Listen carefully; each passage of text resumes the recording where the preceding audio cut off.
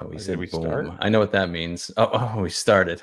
We have Oh, we did. we have started. Hello, Oh, everyone. Okay. Hi, Well, everybody. We're Sans guests right now. Yeah. Hi, everyone. If you notice this, we are just the people who run the show. No guests right now, but this is still, regardless, BSUP episode 49. And I'm your host, Movie Cynic, and my co-host, Little Platoon, and our producer, Dark Hour. We're just gonna hang out and discuss some stuff. So Yeah, people I'm still might trying to get a turn hold up. of the. I'm still trying to get a hold of the guests. Nobody has answered me. It's great. Apparently. We can be jump scared by the people we booked. It's fantastic. even that weird pop noise. There are things to discuss. I apologize in advance. I've decided in the last hour that I'm now sick, so that's great. I went to London over the weekend. This is why you don't go out and see people. You just come back with all kinds of diseases. Don't see people in real life. This is much, much better. What even is the first thing we're talking about today? That's a really good question. I literally just threw together random slides, so I could rapid fire through them, and whatever the chat reacts to most, we could just go that route. Yeah, there seems to be a lot of topics to talk about, and not anything particularly glowing and interesting. So I think that what we're gonna do this week is have one freewheeling BSUP is what's gonna happen. I tell you what's really, really interesting, that like literally the entire world is waiting on the impending release of Star Wars Skeleton Crew. That's coming out. I think that's coming out tonight, my time, isn't it? Or is it like early hours tomorrow? It you should actually be coming had a out slide. within... It's not even on our title thing, and you had a slide. This is why we have I always have a slide. It should be coming out in about 4-ish hours, 4.5 hours. I think it comes out 9 p.m. Eastern. Good. I believe that's the time. Yeah. Yes. So I'm excited because I don't know anything about the show, and it means that I get to make fun of it completely without knowing anything. It's a fantastic feeling. I'm sort of in a similar position. I know bits and pieces just because I've read around a bit of like the pitch origin story for this, and it's odd to say that of all the most recent Star Wars shows, it's the only one I would in any way expect to be positively surprised by, just because if you look at the guy behind it, his name is going to escape me completely. He did Spider-Man Home. He directed all 3 of the Tom Holland Spider-Mans. He wrote with the guy who's co-writing all but 2 of the episodes of this show. Also wrote the 3 of the younger sort of Spider-Man movies, which if you look at what Homecoming does quite well, it's setting a relatively grounded, quite heartfelt story in like a much bigger context, but it relies on consequences rather than callbacks, and actually comes up with something that's relatively surprisingly nice to watch. It's not just a bunch of cameo appearances. So if it's in the same style, that might be quite good. But having said all of that, it won't be, will it? Paul Chato has arrived. Yeah, arrived in style. Hello. Yeah. Sorry for being late. That's all right. That's normally my job. This is your show. And he's usually the last one to show up. Hello, gentlemen. Thank you for inviting me. Yeah, it wasn't full of shit. I did book him, everybody. I did actually book him. It wasn't just bullshit. No, and I didn't know whether you're going to send it to me on that horrible other platform, which I barely Discord. Discord. Oh well, I when I found out that you have it all synced up and it was just going to go from your phone right to your computer anyway, I was like, oh well, I'm not going to bother with Discord then. So. Oh, okay, super. Because I was checking Discord and it didn't show up there. Yeah, I just sent it to the. So it went to everything but your Discord. Great. Now we know. Yeah, it's okay. Don't worry about it. I found it on my thing. So what are we talking about? Star Wars Skeleton Crew, and why does this thing look like a cartoon logo? This is what I have to ask. Is this I don't even know anything about this television show. No, it's the basic premise is I think it was sort of pitched as something like the Goonies in space. Yeah. So obviously he went, I can't remember the guy's name, it's really annoying me. Went to Lucasfilm and said, I want to do like an Amblin style production, but in Star Wars. And obviously Kathleen Kennedy, if she knows anything at all about things that are not making things lame and gay and women and etc., then she should in theory know about Amblin, right? So If this turns out to be crap, then we know that she had nothing to do with the success of The Goonies or E.T. So it's a test case in that sense. But Paul, are you like, how up to speed are you on the modern amazingness that is Star Wars these days? Well, I watch it against my will.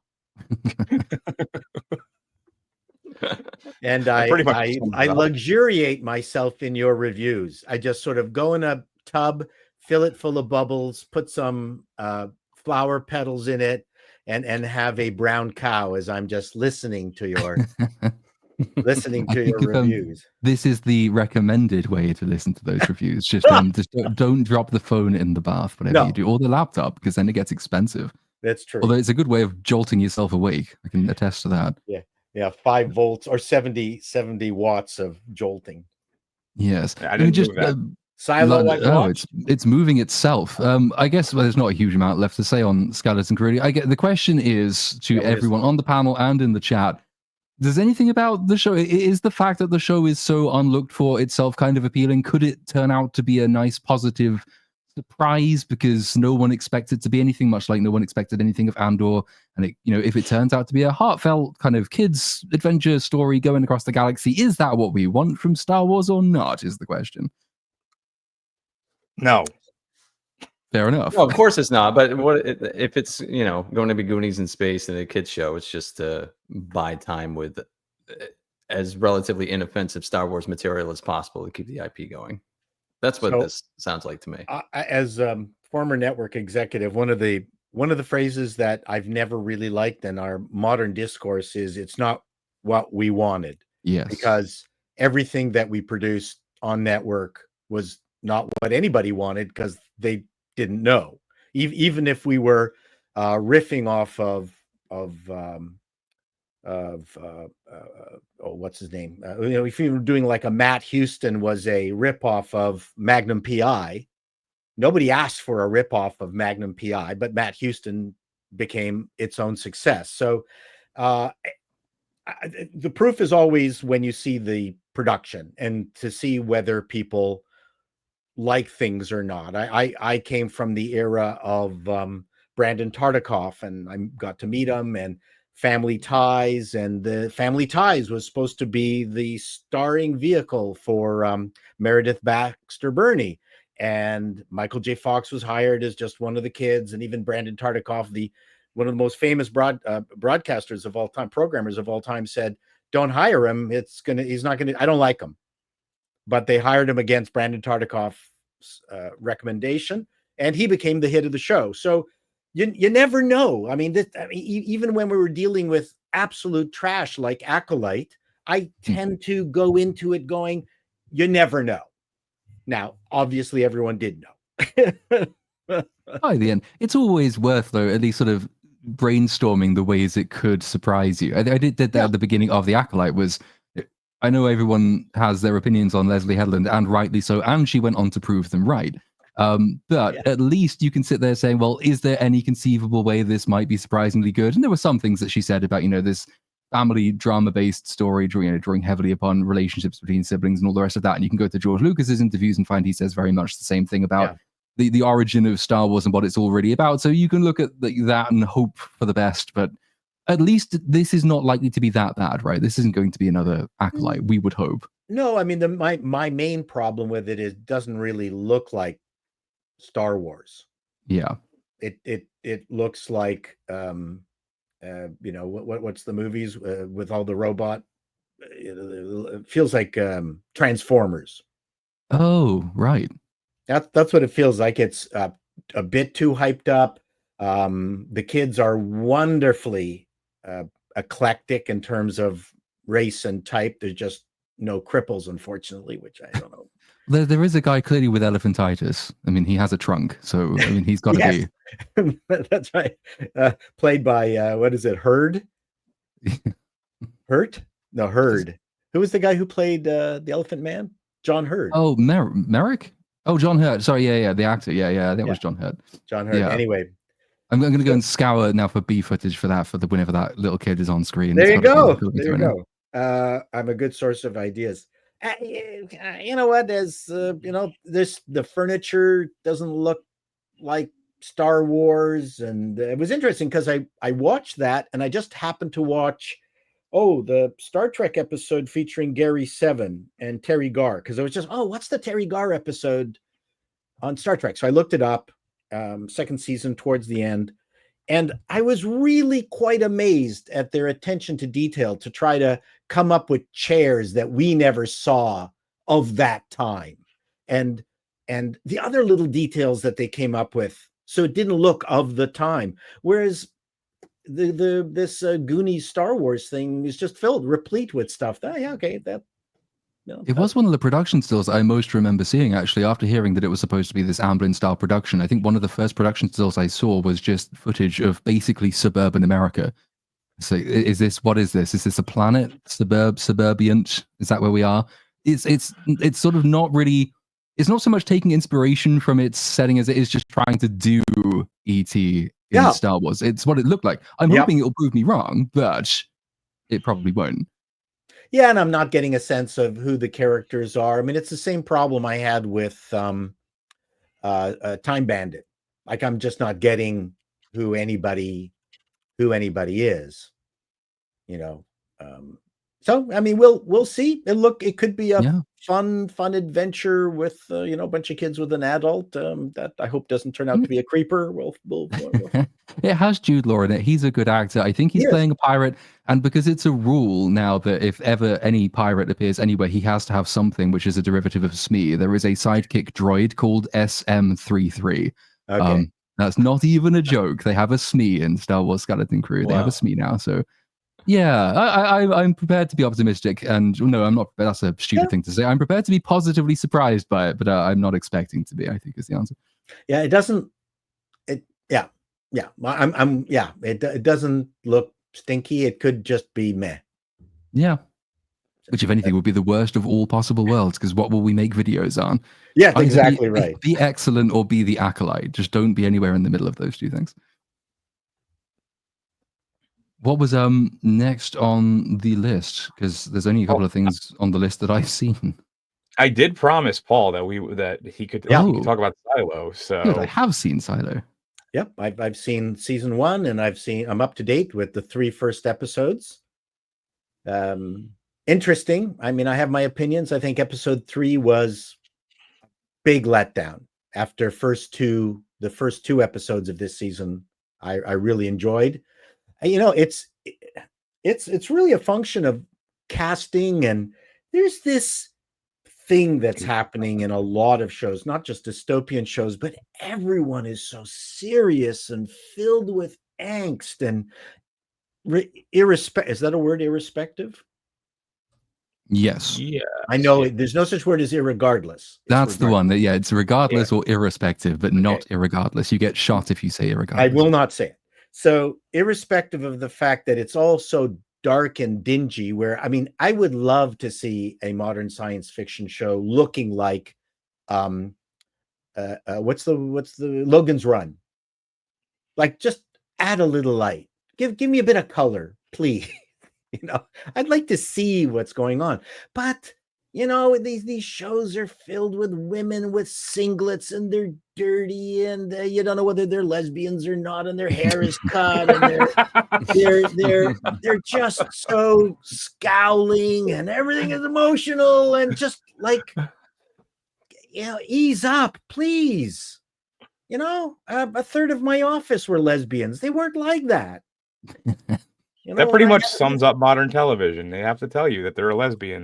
No, they're not. No, in this particular case, they don't talk about it. I'm just taking a wild guess because they're so manly and dykey, and they just and the lead, of course, is fantastic. She's great, and she's now, I don't want to give away too much, but she's now at another silo, and that part is great.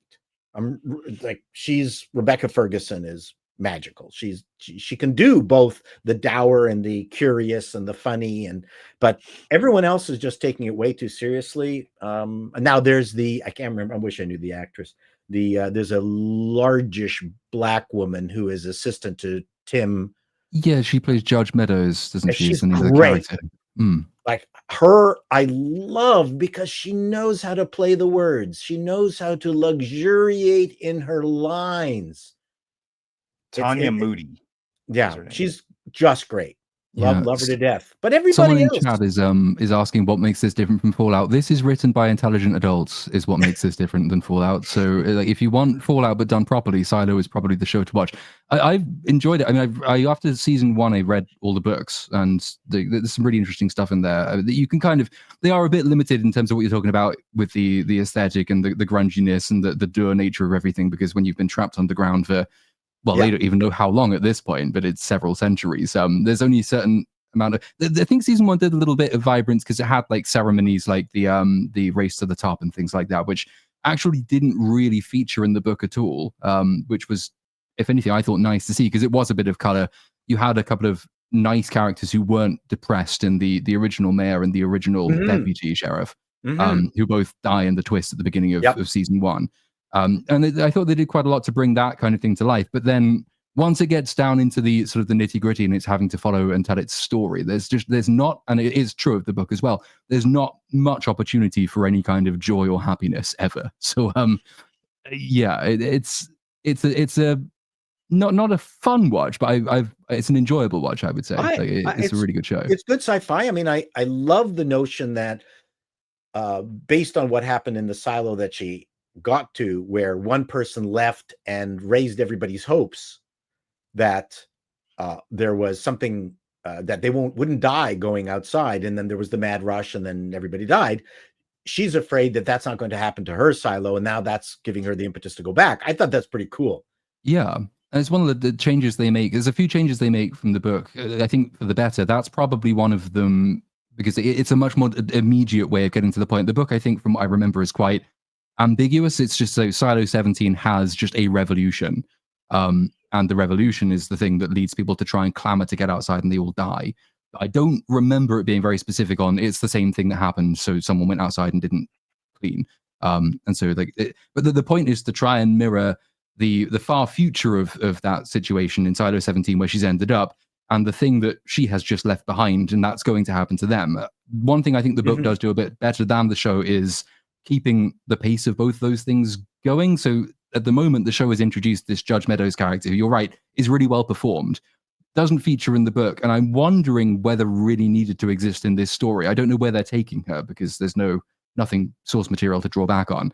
But the idea is supposed to be very front and center. You've got this is post-revolution and this is pre-revolution, and she knows that if she doesn't get back, post-revolution will happen to her home as well. And that does seem to be slightly distracted from, I think, by the whole Meadows thing, because Meadows now wants to go out herself. For some reason, and I can't quite work out why that is. She's taken the role of a character called Lucas in the book, who serves as the shadow for the IT head and the mayor, Bernard.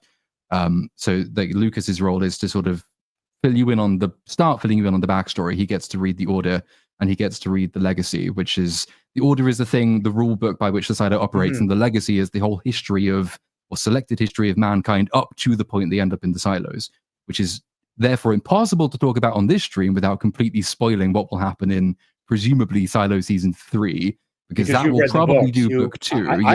I want to know what the illness is outside, but don't tell me. I won't tell. It's that's going to be interesting to see if they get through to season 3, and if season 3 does book 2, which is the backstory and how all of this happened. I will be interested to see how they handle it and how it lands, because it could be very controversial. It could also be played incredibly shit, much like Fallout was, when Fallout was just evil capitalists think they can make money by murdering everyone on Earth, which is just why people like that show is beyond me, except that it looks vaguely nice and sounds good. I hope they don't do that, because the book Silos 2 is slightly better than that, but it will be, I'm curious to see how they deal with it. Yeah, well, Rebecca really holds it together. I love Tim's. I mean, he's a great pick for that character. Tim. Yeah, Tim. What's his name? Solo? No, in Solo. What the hell's the mayor of the? The mayor. Bernard is the character name. Tim Robbins. Tim Robbins. Yes, I got it right. Yeah, Tim Robbins. Yeah, I thought he was a good choice. What an odd selection for that. that character, but I think he Yeah, it was only one of the only things that slightly annoyed me about season 1 was the fact that you can look at the cast and you can say almost before watching it who's a villain and who's not. It's partly casting and it's partly, I think, the way they choose to dress. You know that the menacing guy who wears black leather jackets and a black turtleneck is a villain. And you know that before you watch season 1. And sort of the same, I guess, with the IT head, Bernard. But it's interesting. It's not quick. It's not fast paced, but it is, if you like sort of quite a slow, methodical approach to building up your world on a mystery, which is all about unraveling the mystery. Silo has been quite a good watch so far, I think. Season 2 isn't gripping me quite as much as season 1. I don't know what, Paul, if you found the same thing. Are you finding it as good as season 1? I thought the first 2 episodes were very literate, even in its quietitude. Mm-hmm. I really appreciated the fact that there was just when she was alone and trying to figure things out and putting stuff together. I just really enjoyed it. I just thought, wow, this is really nice problem solving. It definitely doesn't have the story drive of season 1, but season 1 was so good that I'm now curious as to just what is going to happen. We never really found out what was at the bottom of the water. So you go down, it's the digger. Well, yeah, that's the point. So that there's the digger, which is underneath the silo, and then under the digger, there's the water, which she is terrified of going into. Right. And so she doesn't, I don't remember if she doesn't get down there. In theory, that's a setup beat for something that will happen in season 2 when she will have to go underwater at some point. So, but again, that's quite nice to see in storytelling. You've effectively set up a beat in basically season 1 episode. I think it's 2 or 3. It's quite early on. But it's not really going to get paid off until you're midway through your second season, when all of a sudden the fear you've given her becomes highly relevant as a plot beat. But that seems to be where they're going. Yeah, it's nice. It's taking its time, but it's not dragging in the sense of it's clearly got stuff to do. It's not just filling time with pointless exchanges and things like that. But the episode 3 did nothing for me. That I went. What was it? Yeah, what was it about 3 that is it just like a drop off in pace, or did it not cover enough of the beats you wanted to see? I didn't care about anything that was happening at the original silo. Yes, I just didn't care. Like, okay, lots of hand waving and it's like a it's like a Catholic baptism, going to the thing. Okay, watching. It just, like I said, while I was waiting for, Rebecca to connect with the weird guy behind the door. Yes, that was fun. But other than that, what was happening back at the revolution and the Molotov cocktail being thrown and angry people and Tim trying to control things and lie about the tape, which actually I thought the funniest thing in the first 2 shows, the tape. Yes, the tape, which it felt very Hitchhiker's Guide to the Galaxy. We must find out about the tape. What? She didn't use the tape. Oh, she used the other tape. I thought that was great. It is nice, but there's, in theory, there would be more space, I think, for humor of that sort because of how much they don't know about the real world and indeed about their own backstory because they can't remember it. Like, you could actually have more humor like that, I think, where like you're presented with ordinary, familiar, current day things which they just misinterpret the nature of entirely. That's maybe a missed beat. Like you said, like, there's a couple of funny moments, that being one of them, but it doesn't really make that much use of its arcana, which is not ideal, I guess. Well, to me, I think you need a balance. I look back at the Gary 7 episode of Star Trek, and although, it is of its time, there was lots of like goofy humor in it. Terry Garr wondering who this person, well, I don't know if you remember the Gary 7 episode where a human being was taken from Earth and then trained on some other planet and returned to Earth to prevent a nuclear holocaust. But and then you had that wonderful in between the dramatic moments. The Star Trek had these little sound cues where they went, I can't do it, but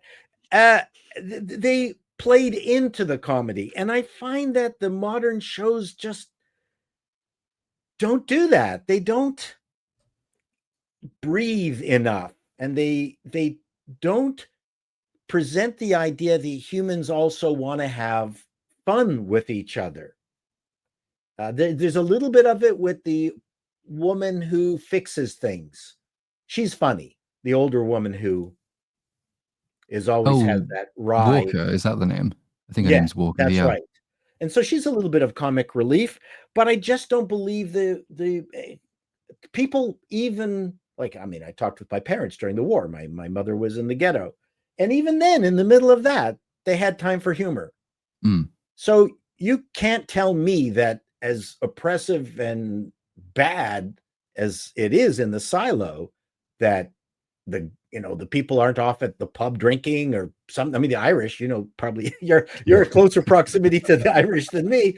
It doesn't matter how bad things are. They're going to spend some time in a pub getting drunk, right? Oh God, yeah. You'd think they'd be doing that more often, given how bleak their surroundings are. It's a great way of making any. Mind you, going up and down those stairs if you're drunk, that's a risk. I could see. Maybe that would be funny. Wouldn't that be a great scene where a bunch of the guys and gals, like, are drunk and they're having a hard time getting back up the stairs? Yeah, like 150 flights of stairs. Yeah. It would be like the scene in John Wick where he falls down and just keeps falling and falling and falling and falling. But this would be much better than that because there's more stairs to fall down. And I miss the injection of humanity in these things.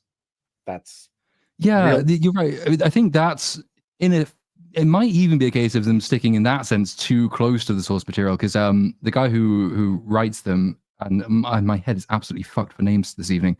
Who the hell wrote Silo?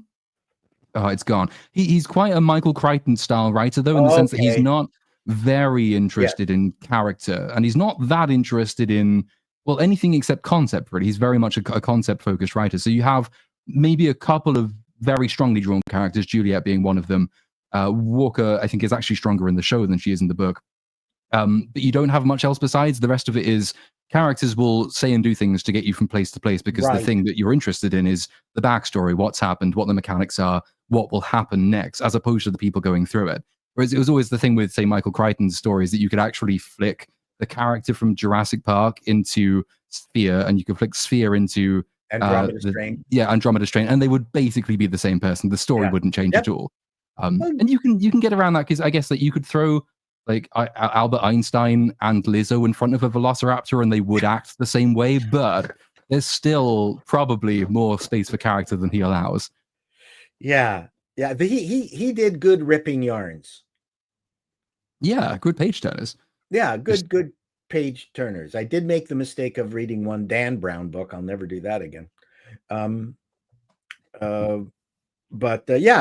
was I guess that was the writing of the time too. It had, anyway, doesn't matter. Yeah, well, I'll you can have a dud show. I don't think there's a problem with that. Everyone tries their best, right? Not every show can be fantastic. So, well, I'm definitely going to finish one. This is a series I actually want to watch. I did make the mistake of finishing off a Foundation. Oh, you did? Yeah. Oh no, I'm so sorry for your wasted hours. Did you watch it? I have seen all of Foundation. I'm struggling to remember the specifics, except that the best bits of the show weren't in the book, and everything else was just. And then by the end, it just becomes like completely nonsensical. It was just, there's the random gay subplot on the planet that was getting attacked for some reason, and and the one female called Mr. or the guy, and I don't remember any of their names apart from it got Harry Seldon. so surreal, and I mean, and Seldon should be dead by now. I mean, once the mule arrived, Seldon was gone. But yes, and then I don't even know what trying to remember where the mule subplot goes in that. Oh yeah, because she has visions of him, doesn't she? So she has to go and try and stop him somehow. But then there's no sort of tie-in with the second Foundation. I lost track of it completely. I know I've seen all of it. It looks beautiful. Beautiful. And the best idea it has is the intergenerational sort of recurring emperors. That's a really interesting science fiction idea that you could do a lot of stuff with. Again, not drawn from the books at all. So it kind of makes me think, if you had the confidence, rather than pretending you're adapting something, why not just build a show based on that interesting premise, rather than trying to work someone else's story into your premise and then fucking it all up when you can no longer be true. bothered. It's good. I mean, the fact that the intergenerational mechanism was run by a robot, a blonde robot. Yeah. Yeah, weird. Yeah, you're right. They should have just spun that off as its own story. It would have been great. Yeah. All these failed things. Yeah, the Foundation I know was impossible to shoot. I mean, the first book is you can't do, and the last two you can turn into a ripping yarn. But anyways, yeah, Silo, I'm looking forward to it. I'm in love with Rebecca Ferguson. I think a lot of people are after the baggy Dune jumpsuit, especially. Well, she's better in this, though, I think. I mean, she's got more chance to express. Well, obviously, she's the protagonist, so she's got more of a chance to show her range. But she's a more compelling. I think it's a more compelling performance than Dune 2. Now, you guys have sold me on this show. I'm definitely going to check it out now. I don't even have. I have to figure out a way to get it though, but because I don't have. That's like the one service I've never at any point had a subscription to is Apple. Yeah. So. Just buy a $8,000 Mac and you get 3 weeks worth of Apple Plus for free. Yeah, I'll go check it out in a different country. That's what I'll do. Yeah. But, yeah, Silo I think is there's some good stuff on Apple. I'm the psychiatry show with Siegel. I'm really enjoying. Oh, that's Shrinking. That is Shrinking. Show, really, I mean.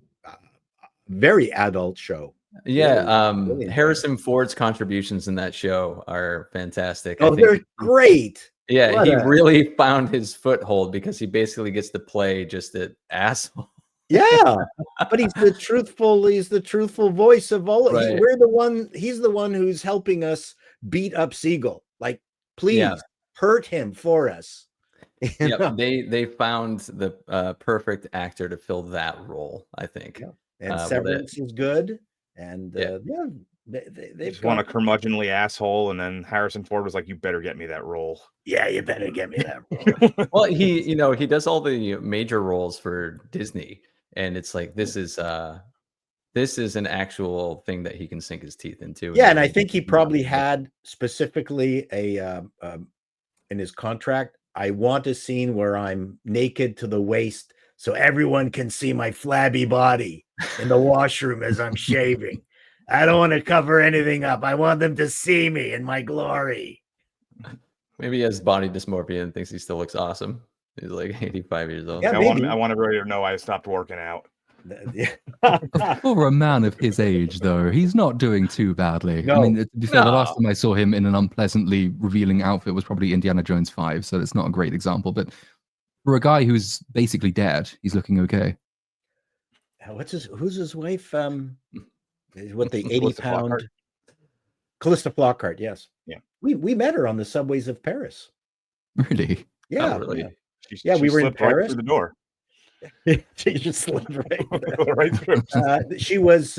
She wanted to know where there was a hotel close to the Champs-Élysées, the Arc de Triomphe, and a very wonderful Frenchman was telling her which exit to get off, and he had a French accent, but absolutely clear English, not broken at all. And it was telling, and then he left, and then she went, "Holy fuck! I didn't understand a single thing he said." And I'm going, "God damn, American." Like, okay. And then I elbowed my wife and I said, "Can you tell her where it is?" And Ramona said, "Yeah, here. You just get off at the bumba bumba bumba bum." And she went, "Oh, thank you, someone who speaks English."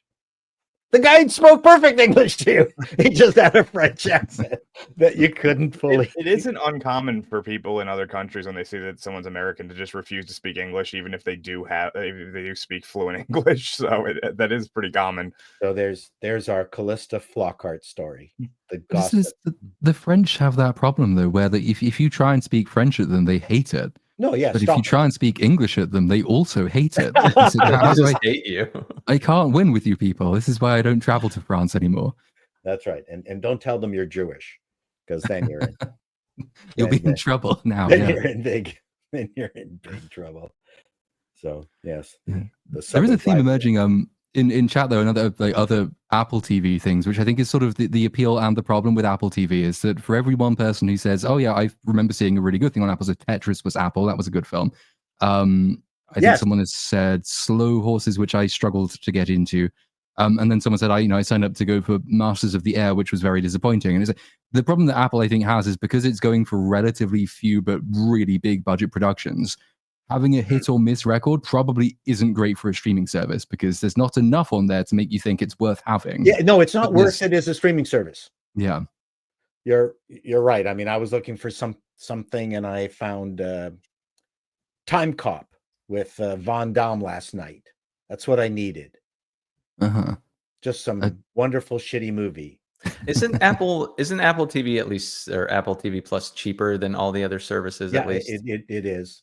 And then you can also get it bundled. So if you get Apple News, extended amount of hard drive space on iCloud, a whole bunch of other things, they'll bundle a whole bunch of stuff together for like $50 Canadian.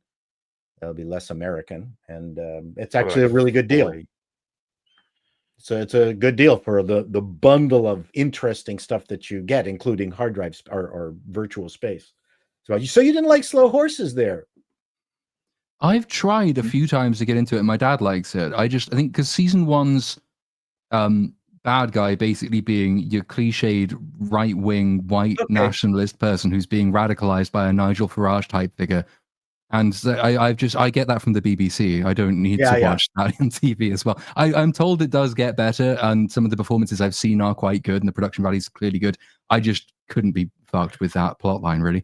Nope, I can see that. That seemed like we hate the conservatives, and we're going to stick it to them.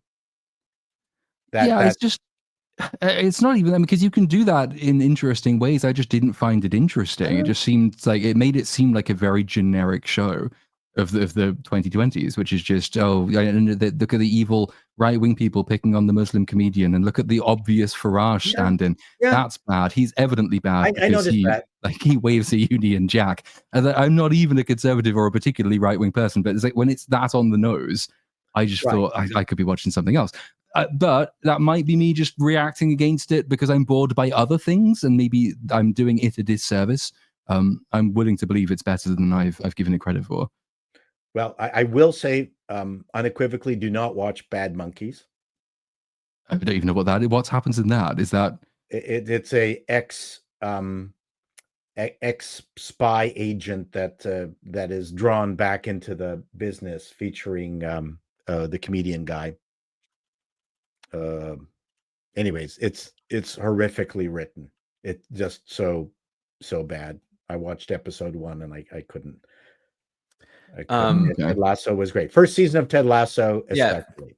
First season was fantastic. I like the second one well enough as but the third season I haven't watched yet, but I've heard very bad things about the third season. It gets really woke. Yeah, I heard that, and Jason Sudeikis came out and like really defended the show. It kind of I don't know. It was he was defending it in a manner. He was saying that people just aren't open to big ideas. He was blaming the audience essentially, which is really odd. Because I don't know. Jason Sudeikis has been pretty cool, but he got a little in his own head because he started freaking out that the audience wasn't giving them a chance. They weren't. They were asking for audience participation in season 3, he said, and and so therefore it's your fault if you don't like the show. Everything is our fault, apparently. Yes. This is one of the trends of modern writing that I hate now. To me, because I'm a dinosaur, one of the things I've always loved of the Stephen J. Cannell era and things like that is that once they got the formula, they just repeated it. And you knew what you were getting. I don't need these arcs. Change things up, bring an interesting story, because these aren't sitcoms, but they're repeating dramas, and they need to return to some kind of equilibrium at the end of every single show, because you like your characters, you want to see them get into some kind of situation and then solve it, and then you're back to square one. And I didn't like what was happening with season 3. I didn't need it. There's just so much available from the fact that you've got I mean, it's basically what's that story, Tom Sawyer in King Arthur's Court, or whatever that it's a Connecticut Yankee in King Arthur's Court. That's what Ted Lasso is, right? You got the American who lands in England, and he suddenly has to deal with Englishisms. I mean, Ted Lasso has made it exponentially harder for an American soccer manager to ever be employed in England for that reason. Is that there will always be those comparisons at this point. We did have one. Jesse Marsh, I think, managed Leeds like a couple of years after the show came out, and so the comparisons were just inevitable, and so he never outlived them. But that's largely because he sounds like there's a kind of a charming American optimistic attitude that doesn't translate to particularly England and English football, where everything is about how shit everything is. But you've been around for a long time, so you have a right to be dour. But the Americans are supremely optimistic. Yeah. That's why they get things done. We just sit around complaining about it. Well, yeah. Waiting for us to get it done. You have a weird country where you vote in a conservative government that refuses to be conservative. Time and time again, yes. And then you vote in a Labour alternative and are surprised by them doing Labour things. It's just... That's right. Holy Jesus, they're taking away my rights. What a surprise. Labour's raising taxes? Who could have seen this coming? Jesus. That's right. We're destroying all those farmers, giving them over to BlackRock. What? Anyways, I don't want to get into that. Yeah, I Ted Lasso, to me, if I was executive in charge of production, I would look at the scripts. I would say, no, not doing it. This is not what the audience asked for. You basically, when you're doing a show, you're making a promise to the audience. You're promising to entertain them. You're not promising them for you to exercise your creative skills. And I'm being facetious, but you have a rule. I mean, these are things you're creating entertainments, and the audience is, I mean, they're smart, but they're not smart. But if they love what you've given them, then you expand the universe, but you don't really change the characters. And is there an argument that show, I'm not really at all familiar with Ted Lasso, but is there an argument that one is one of those that just goes on longer than it should have done? Did they just run out of ideas for where to take that story? Hence, like, it sounds like resetting it and just doing the same thing again. I agree. It's why so many season 2s are so much worse than season 1s. Either you've got a story that wasn't meant to be that long, and so you've extended it unnaturally, or you've got a story that was meant to be longer and you've compressed it unnaturally. This is in the case of, say, like Arcane season 2. But we don't seem to be living in an era where people sit down with a multi-season pitch saying, this is where the story begins, this is what happens in season 2, and this is where it ends in season 3. It's very much, here's one, it's popular in season 1, do it again. Okay, do it again. Okay, do it again. And then it just sort of tails off by the end because everyone's out of ideas. Well, that show specifically had a limited lifespan. When I was on network TV, if you got pitched the pilot, one of the questions you would be asking at the pitch is, okay, what happens in season 5? Give me a story for season 5. And if you don't have it, then you don't have a series. You just don't. It's something you need to be able to envision something happening in season 5. Lucifer wasn't too bad in terms of interesting arc with the mother showing up and him becoming God and I mean that was quite extreme. But what you want are stories that interact with your favorite characters. And yeah, I could see Ted Lasso being having a limited run, but you also got the actors who got so totally into the wokeness of it. I saw an interview with Hannah Waddingham, who I absolutely adored until she opened her mouth at this one interview where she talked about the importance of not the wokeness, but the diversity and where it went and how emotional it became and how important it was for her as an actor to be blah, blah, blah, blah. They're so damaging every single time this happens. I'm surprised that it's not a contractual obligation now that all actors must wear ball gags at all time, because there's so many of them do this. There was a rumor that put out on some Twitter account yesterday that like Marvel was considering Rachel Ziegler for a role in the MCU. I was thinking, she would be perfect as Black Bolt, because every time she opens her mouth, just immense amounts of damage happen. So just shut these people up. They don't help their productions ever. Same thing's happening with Wicked is the same thing. I don't. Ariana Grande sitting next to whatever the woman's name is who plays whatever the witch's name is. What is up with those two? Cynthia Erivo. Cynthia Erivo. They're really strange people together. They're touching each other like praying mantises. Yeah, it's really weird. It's like they're so up their own asses because of the success of this movie. Listening to them talk, they're insufferable. Oh, you're so wonderful. No, you're more wonderful. You're wonderful. No, you're wonderful. And then I saw an interview with the four of them. So is Cynthia, Ariana, and the two players who did it on Broadway. Kristen Chenoweth and Idina Menzel. Yeah, and they were all holding hands with each other. Like I hope they had skin cream. That's all because they really completely chaffed themselves, I'm sure.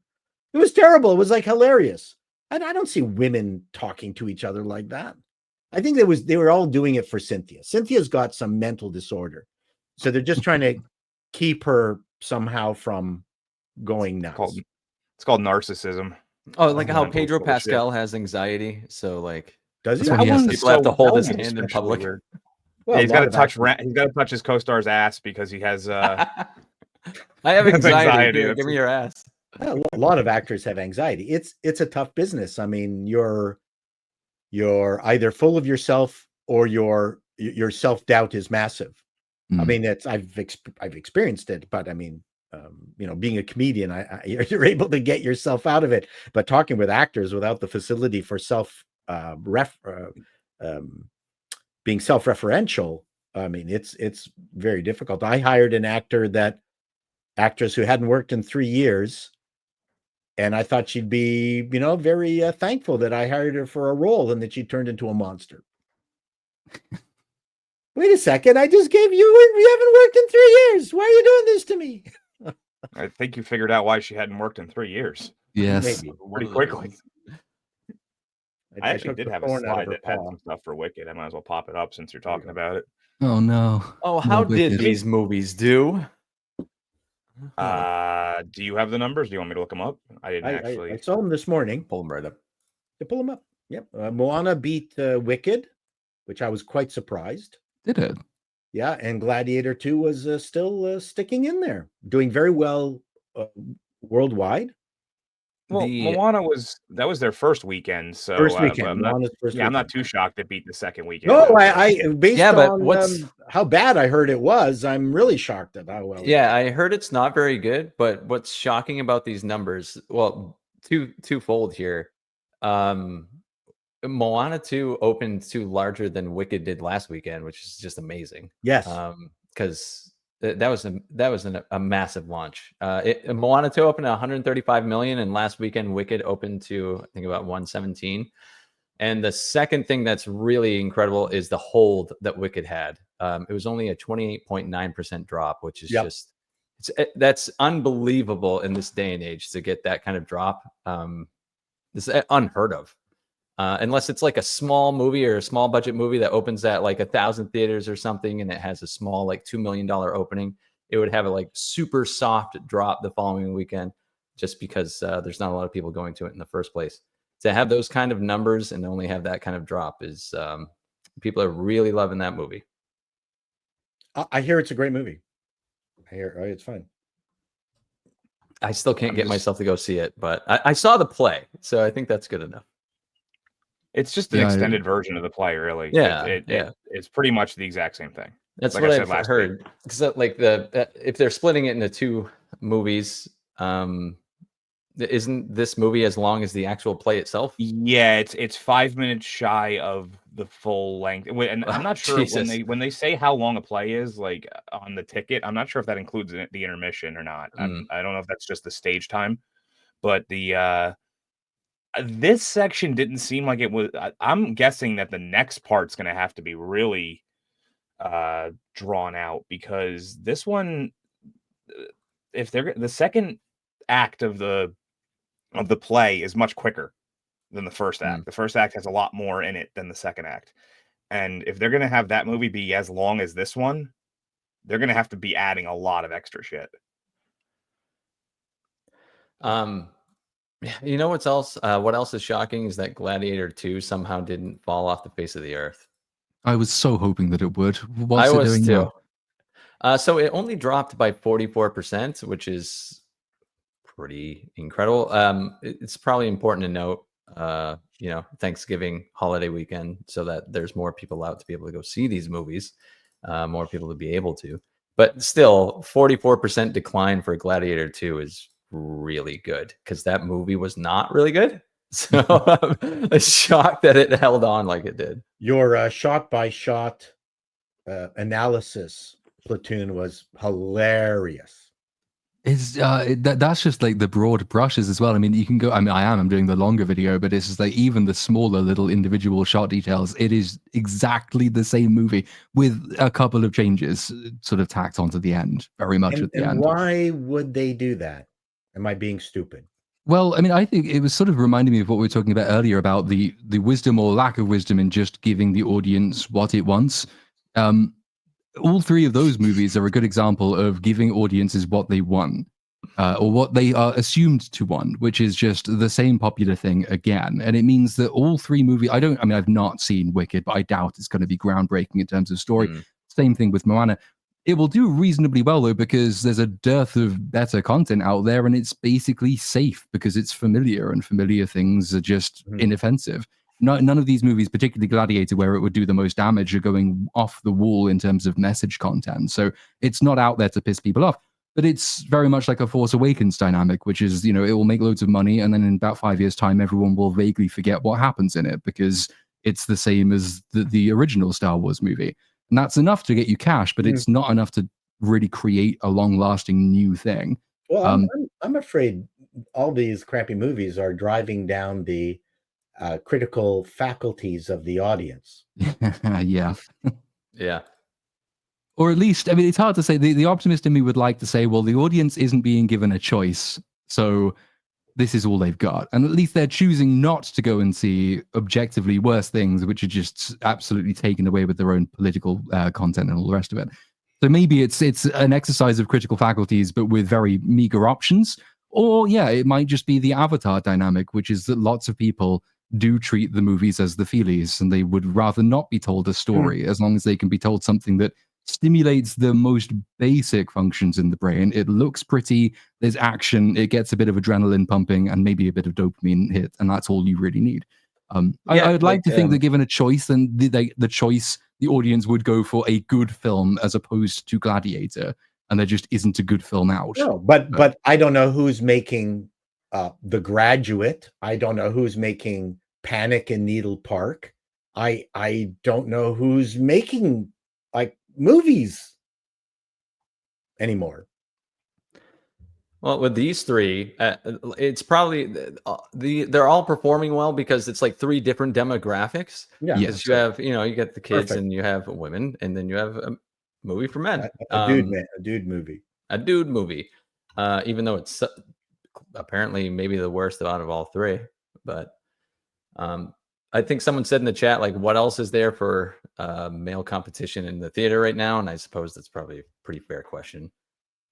probably answers why it had to do Red some One, is Red One still in the cinema? That That is- movie was going to be game changing or whatever it was. Okay, Rock. Yeah, man, he's getting to the point game where over.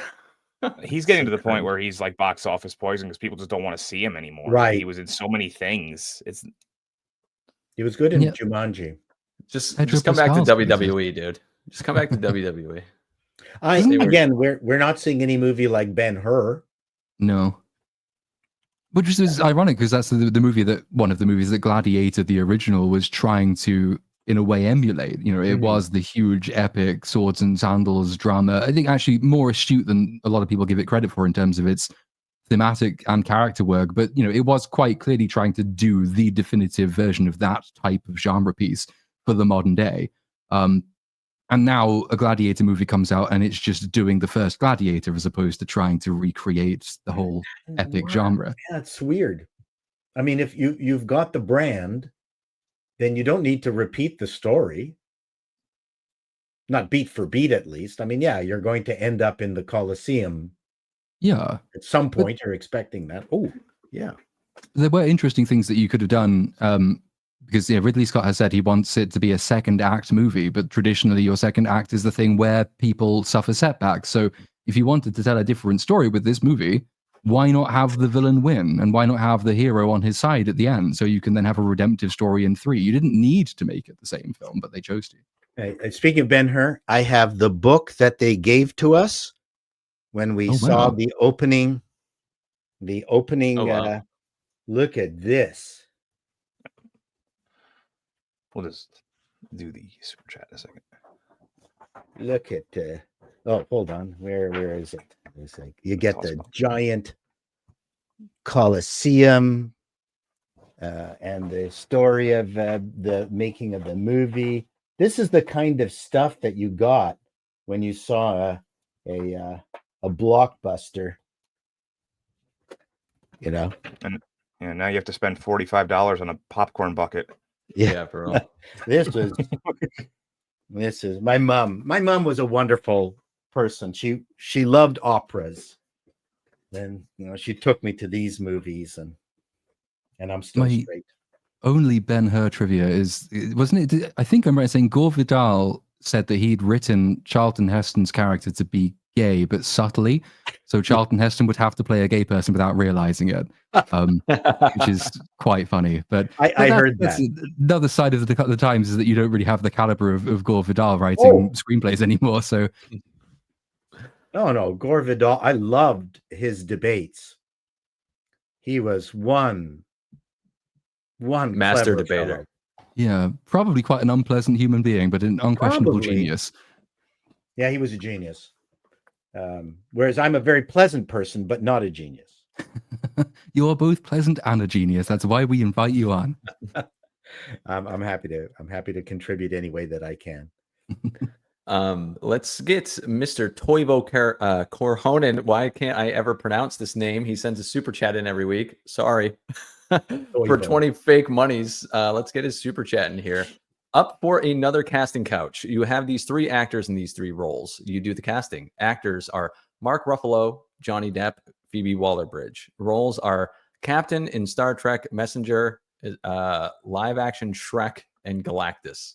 Is this like we have to connect the lines? Pick whoever the actor? Well, it's whoever you want it to be. It's not like it's a connection. Well, Phoebe Waller-Bridge is definitely Galactus. I was like, Mark Ruffalo basically plays Shrek already in Avengers nowadays. So. Yeah. Oh, but can you imagine how sanctimonious he'd be as a Star Trek captain? Oh, to no way. He would just relish giving those high-minded speeches. I mean, Johnny Depp could do a lot of these things. He'd be a funny Galactus. Good. I would love him as a Star Trek captain. Yeah, I'd be tempted to say Johnny Depp. Yeah, Johnny Depp as the Star Trek captain, because like Captain Jack in Star Trek would be funny.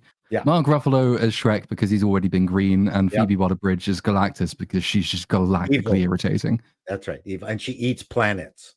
Yes, that's what Galactus does. I loved Galactus, man. That was such a seminal cartoon series for me when I was a kid. The Fantastic Four and Galactus, and they've already they've already screwed it up by removing one of the main story arcs in the comic series by making the Silver Surfer a female. They killed it. Killed one of the most important pieces in that series. Yeah, I can't believe they're going to do that for the movie. But it's supposed to be another another universe of Fantastic Four, Okay. right? So like maybe we'll get the real Silver Surfer at some point. But the fact that they're going to introduce a female Silver Surfer first is just, it's like one step forward, 4 steps back for the MCU, I swear. Well, I mean, the problem is if they're going to introduce Galactus, then there's only one Galactus story. Mm-hmm. And then you've got Alicia Masters, who Ben Grimm can't bear to say that he loves her. And she falls for the Silver Surfer. I mean, I'd never read anything like that when I was a kid. It turns out Ben Grimm's wife is bisexual, and she fell in love with the female Silver Surfer. That's how it's going to go. It's also weird because there is actually a female Herald. There is, but they're not using her for some reason. They're just rather swap. I don't know. Well, no, isn't there? Because I mentioned this in a video before. There was a rumor about this earlier this year that they were going to do this with the female Silver Surfer, and the argument was that it happened in the comics. But I'm pretty sure that what this was like a 1 or 2 page appearance once of this particular Silver Surfer. Yeah. But if you're going to remove that triangle between Ben Grimm, who could never bring himself to say he loved Alicia because he felt that he was ugly and he was never the right man for her, even though she was in love with him and would have very happily have said, accepted his affections. And then the Silver Surfer, scoops in and she touches his face and feels the torment of everything that he's gone through. And she humanizes him. I mean, that was pretty heady stuff in the 60s, man. Ben Grimm's going to have to be a huge part of the Fantastic Four movie for it to be emotionally effective, like a Fantastic Four movie probably should be, since it's centered around family. Right. And stripping that from his story is, I don't know what they're going to do. But I don't know if they do. Alicia will have a lesbian relationship with the Silver Surfer. Yeah. Stan Lee always used to maintain that Ben Grimm was his favorite character that he ever invented, because of the torment and all of and it seems very Disney of them to strip storylines from his favorite character after Stan Lee died. So it's very on brand for them. Anyway, I'm sorry I took you someplace else. Oh, this episode of BSUP was supposed to be free flowing. I'm shocked that we actually even had topics, honestly. So, someone in the chat asked what a blockbuster is. It was an old video in the store. Nuts. How would you define a blockbuster? Like, obviously, it's a commercially successful film, but it has to be profitable, and it probably has to make over $100 million, I would think. Like that nice. You mean profit $100 million? Well, no, even just making that 9-figure number. Like if it was a low budget movie and it made like $60 million, you wouldn't call that a blockbuster. You call that like a sleeper hit or something, I think it needs to be even higher than that, though. Probably now. The racinated definition, but isn't it? It is just a film that has a huge footprint and does immensely well at the box office. Basically, it makes loads of money and everyone talks about it. Would be my very, very simplistic definition of a blockbuster. Yeah, I would add one more thing, that it looks like it might actually turn into an IP. Yes. Yeah. I would also say if you have trouble getting tickets for it, like if it's a struggle to actually see it in some way because showings are filling up even after the first one, I think that also has to do with it. It has to have legs to it for it to really be a blockbuster. It can't just be a big first weekend and then disappears without a trace. It's one of the really irritating things, though, is that people have, I think, relatively recently decided to add brainless to it. So like it has to be lowbrow as well. Yeah. And that's absolutely not true. It never has been true. If you look at the original blockbuster, is summer blockbuster anyways, Jaws, which is not an unintelligent movie. The fact that so many modern blockbusters are dumb as shit and largely marketed at dumb people, like the Godzilla movies, for instance, where I made this point, I think, in that Godzilla versus X, whatever, Kong, times squared, Ghidorah, whatever. Yeah, like people just now just assume that like if it's intelligent, it can't be a blockbuster. If it's a blockbuster, it's allowed to be stupid. And this is not, and has never used, at least, to be true. So I could make the argument that intent could be added there, in that I would put it to you, the Elizabeth Taylor Cleopatra. It would be a blockbuster in anticipation, but not in results. I think there are movies that we hear about that we're going, oh, this is meant to be huge. Yes.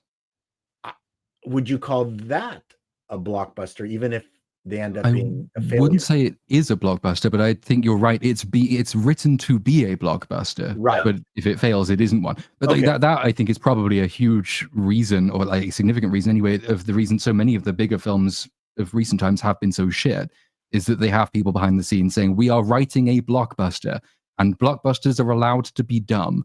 So the big films will be dumb. People write with intent. I wish more of them bombed, but like so many, I think all three of the ones we had on screen earlier would count as written to be blockbusters. Both Gladiator and Moana 2 and Wicked were written to be blockbusters, and they seem to have succeeded. What are the odds you'd be wearing that shirt? I know, I'm wearing a literal fucking make it a blockbuster night, baby. So I don't think there's any. I think all of these criteria, as long as it meets a few of them, I don't think you have to. There's any one true definition of a blockbuster, because there's obviously. I am disappointed that cultural footprint. Sorry, I'm disappointed that there's so many movies that have cost so much, when that used to be special in of itself. You'd have all these, you'd have something like The Conversation, or any number of smallish films, Butch Cassidy and the Sundance Kid, and then you'd have that one movie that the studio spent in their era a ton of money on, and was filled with stars that you were familiar with. Edward G. Robinson, it was a special event. Like, part of the problem with the blockbusters now too is that in its day, the blockbusters, they fielded the biggest stars of their time to be in it also, right? They were blockbusters on multiple levels. Oh, I love these stars. It's got Stuart Granger. Oh my God. I mean, this is Sal Mineo. Like, what was it? Circus? What was the movie with Brando and Sal Mineo, Circus? I mean, these were all supposed to be huge films of their time, but there's no stars. There's no fun. So yeah, the closest thing to a true movie star we have anymore is probably Tom Cruise. That's mostly because he does crazy shit in every movie that he's in. Although, like I said, I'm willing to watch Rebecca Ferguson in anything, and there's very few females I'm willing to cross the street for. And Keanu Reeves, I mean, I guess maybe. I mean, he did elevate the entire John Wick franchise. If not for him, I don't think you'd get 4 movies out of that. I think you get to one and done without him. Yeah. So Ballerina looks horrible. Anna de Armas, I don't know. I'd cross the street for her. Anna de Armas. Yeah, I know you just had to throw that in there. Well, she has a movie coming out that what was it, with Sydney Sweeney, where they are promising gratuitous sexual content. So that's just going to break the internet at that point. That's going to be a blockbuster for various reasons. Yeah. Wow, Darmus and Sydney Sweeney together? Yeah. And somebody else was in it too in the cast. I don't remember who the third person was, another woman, but I can't remember off the top of my head. All those irritating people on Twitter say, you just hate films with strong female characters. Well, not when they look like this, I don't. More of this would be great. More. It's not the Barbarella one, is it? I don't remember what the name of it. I can look it up real quick. Someone wants to do Barbarella, which is a terrible movie. No clue. Eden is the movie. Okay. I'll know Hollywood is completely bankrupt when they try to redo Zardoz. Oh, what? It's Vanessa Kirby's the third actress. Oh wow. Okay. Kirby. That's not the British actress, is it?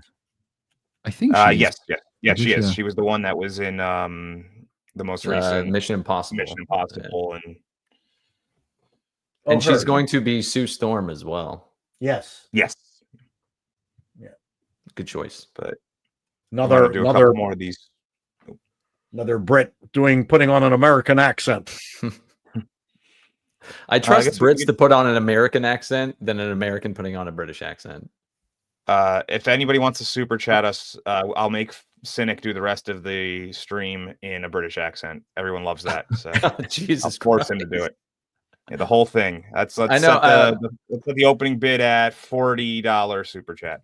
Yeah, Platoon likes it too. I asked him once how close my British accent was, and he said if I was in London, I would actually be outside in the water in the ocean. That's how far away I was. But London's a very tough accent. The natural London. It's not posh. Everyone thinks, oh, it's London, you're going to have a posh accent. No, it's No, it's the origin of Cockney, but Cockney is not really London anymore because London has changed so much in the last 20 years. So actually what even English people would associate as a London accent is no longer really spoken in London meaningfully. Because all the Cockneys who used to live in the East End have now moved out to Kent, and they have been replaced by people who are not Cockney. So because they keep yelling Allah Akbar. Yeah, it's not a traditional Cockney phrase, but these are the going rates, by the way. $40 for Cynic to be a Brit for the rest, and $100 for Platoon to do it as a Southern Baptist preacher for the rest of the. Can you imagine listening to Platoon talk like that for an hour? It's not going to happen. It's just not happening. If someone pays $100, it will. No. One of the interesting things is if you listen to the New York accent is starting in New York, and you go to Boston and you start going down the eastern seaboard, then you start getting into a lazier kind of North Carolina, Tennessee accent all the way down there to Texas, and people talk like that, and you can hear the evolution of the accents all the way from up there all the way down to Texas. Until you get to California and everyone talks like this for some reason. Oh my God. Putting pauses in the words and emphasis on the end of every one of them. I don't know where the hell that one comes from. I just moved from Tennessee to Maine, so the accent differences are quite different. So I went from what y'all doing? How y'all doing, sweetie? To holy fucking shit, kid. I can't believe this. Holy fuck, dude. Maine had the worst roads of any state that I've been in so far. I bet we do. I bet we do. That sounds about Maine. Yeah. I'm not sure if this is $40 for you to be British, but I think you have to at least read this in a British accent. Oh god.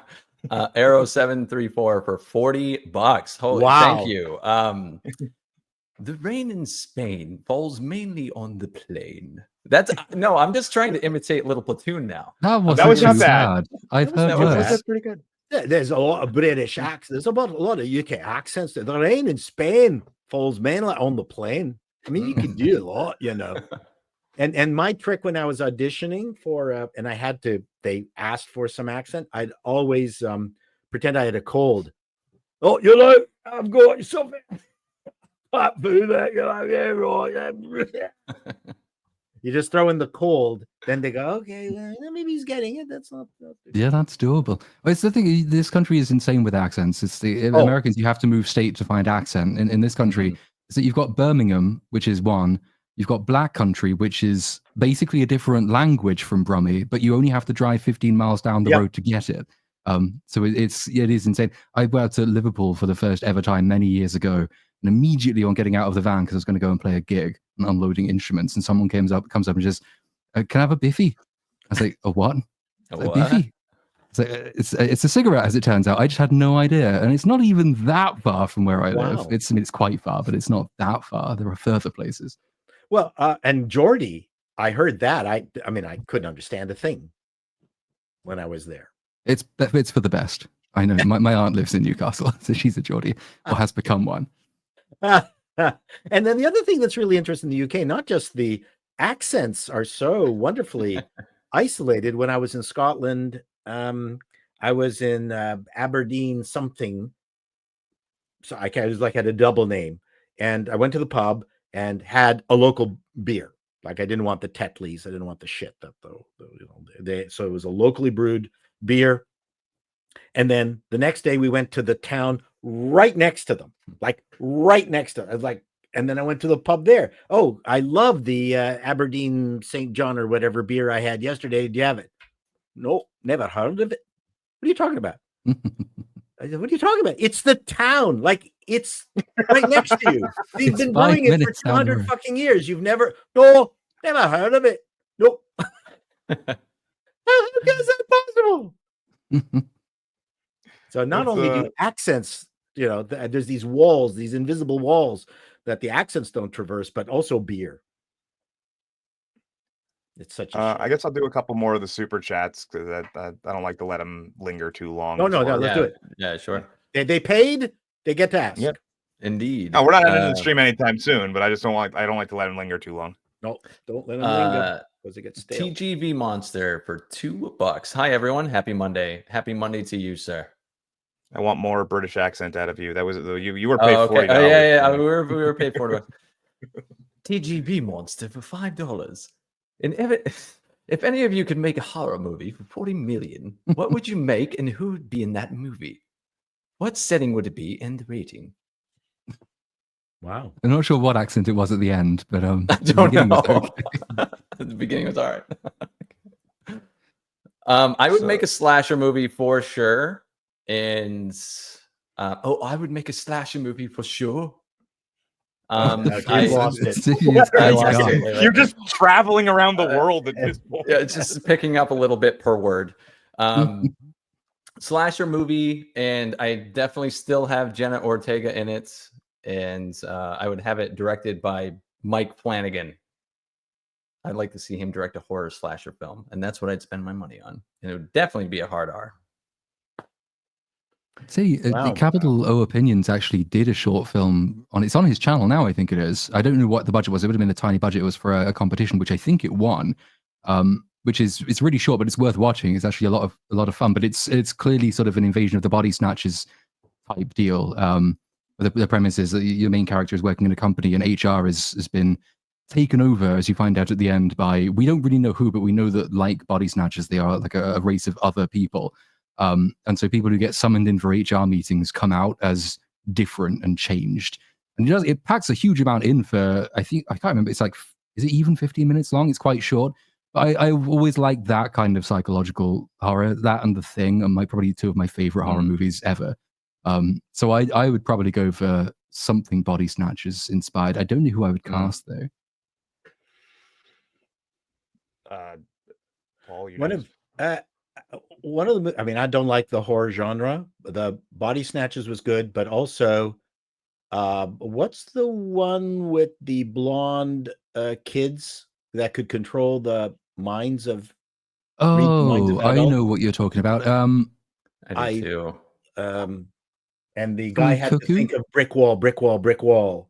I want to say it's something of the cuckoo, something rather, but it's based on a book which has got a very different name. The Midwich Cuckoos, I think. I don't think that's right. It's maybe Midwich Cuckoo. No, there's Midwich. People are saying Children of the Corn, Village of the Damned, Midwife Cuckoos. Yeah, there's a. Someone said One Flew Over the Cuckoo's Nest. I don't think that was it. I don't think that's right. Well, Paul. No, have to figure it out. That doesn't sound story. Yeah, there was a lot of. At first, I thought it was Children of the Corn, but then Village of the Damned. Okay. Yeah, that was one of the worst. That with George Saunders. I love that. So I don't know if that's a horror genre. And the only other one that, again, it's not horror, but it's Diabolique with Simone Signoret. That to me was just a unbelievably amazing story. It's one of my favorite movies. What was that called again? I'll have to check that out. Diabolique. Oh, yes. I won't tell you. If I tell you about it, it'll give it away. Okay, I shall look that up. I will be shocked. I would love to hear your opinion of Diabolique. And you want the one with Simone Signoret and James Mason. Oh, James Mason is good in pretty much everything he's in. I believe he was in that Diabolique. There's a one that was made, an American one that was it's garbage. Was that one just called Diabolical by chance? Because a couple people said that. And I think so. But Diabolique, Simone Signoret did it twice. Once is the Ingenue in French, and that's a good one too. And then later on as the wife. So both of those are, and she did it in English as the old person. It's one of my favorite all-time movies. So as for my horror movie, but that's not a horror movie. I'm not a horror kind of guy. I'm sorry. The Blob. I did see Steve McQueen in The Blob. That scared me. But I was 10 when I saw it. I ran out of the theater screaming. One that came right to my mind. There was a funny fake trailer a while back called it had Olivia Munn in it. It was called Ghost Tits. It was about like a extremely busty woman who one day a guy woke up and his girlfriend was no longer. She just had nothing. She was flat chested. And I think we'll stick with the Sydney Sweeney theme and we'll just have her in there. And it'll be from her perspective, it'll just ruin her career. That'll be the whole thing. It'll just be like she wakes up and she has no more career left. And that's the route. 40 million for it. Perfect. She was in Madam Web and survived that, so I'm sure she'll survive your movie as well. Yeah, and actually used it to leverage her career. Yes, let's hire Sydney Sweeney and wrap her up so tightly that you don't see nothing. That's what we'll do. Hire Sydney Sweeney, and wow. TGV Monster all over the place, gifting one little platoon membership. Well, thank you very much. Thank you. Thank you, sir. He deserves it. It's just a peace sign. James Busher for $2 fake bucks with a peace sign. Back at you, sir. $2 fake bucks. $2 fake dollars. We'll accept it, though. You got the. Oh, yeah, yours does the balloons. No, I don't. It's not doing. Oh, there you go. Oh, there it goes. And I can do this for next time we get something big. Oh, hey. Jungle Love became a YouTube member as well. Welcome.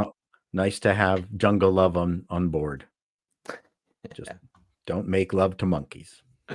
Cup of Joe for a California, $14. Great show, guys. Little Platoon next Rings of Power video when? I don't know. I'm so bored of it. I might just not. I mean, most of the next episode is done. I just have half an hour left of it to edit, but it's no. So there are so many other things that will be way more fun to talk about. Do you record your audio separately to like an audio application like Logic? I stick it into Premiere, which is where I do like all of the video stuff as well. So I just record the voiceover straight in and then edit the voiceover down, then edit over the voiceover. The writing bit and the voiceover bit is the quick bit. That will not take too long, but the video edit's the long thing. That's the thing that takes like 6 hours for 20 minutes of footage, which when your video is like 4 hours long is many, many days. So yeah, the other thing is time constraints. There are so many other things that I would rather be covering that Rings of Power is going to be on the back burner for a while. That's although we love listening to your analysis, I'm sure it's a trial for you. Yeah, it's a bit. Okay. My favorite person. Yeah. Richard Shaft for 11 fake bucks. Speaking of representation, how would it be received if a comedy with a strong female character and a male character who is really in touch with his feelings just swap the actor and the actress? That might be a good one. I don't know. I don't know. It might be worth it for the lulz. I think I'm just getting too old to enjoy anything. Kick the ladder, send in $1. Hell yeah. Nice few words, but thank With you. absolutely nothing in it. Hell yeah. D Warner 6 for 10 real monies. Hi, Platoon. Do you happen to need a web developer? I'm graduating in May, and I want to volunteer for you because I believe in your work. What you critics do is important, and I'd like to contribute. That is very kind of you. I personally do not need a web. I don't really understand what web developers do, but I don't believe I'm in need of one. But it is very kind of you to offer. I would suggest though probably focus on your career first before volunteering. Nice as the offer is, get yourself in a comfortable position. If you've got some spare time, apply those talents as and where you can. There'll always be people in need of them, and probably quite a lot of people will be willing to pay for that service as well. Toivo Korhonen for 10 fake monies. Is there a show, a game, a book, or a character that you'd like to see getting a continuation or a spinoff? Something that you find had potential for more story that the original IP didn't give them? That's a good question. Well, I'll tell you right off the bat that I think Spielberg really screwed up Tintin. Left field suggestion, but I never saw the Spielberg Tintin movie. Is it that bad? It starts off really good, and then he turns Tintin into Harrison Ford.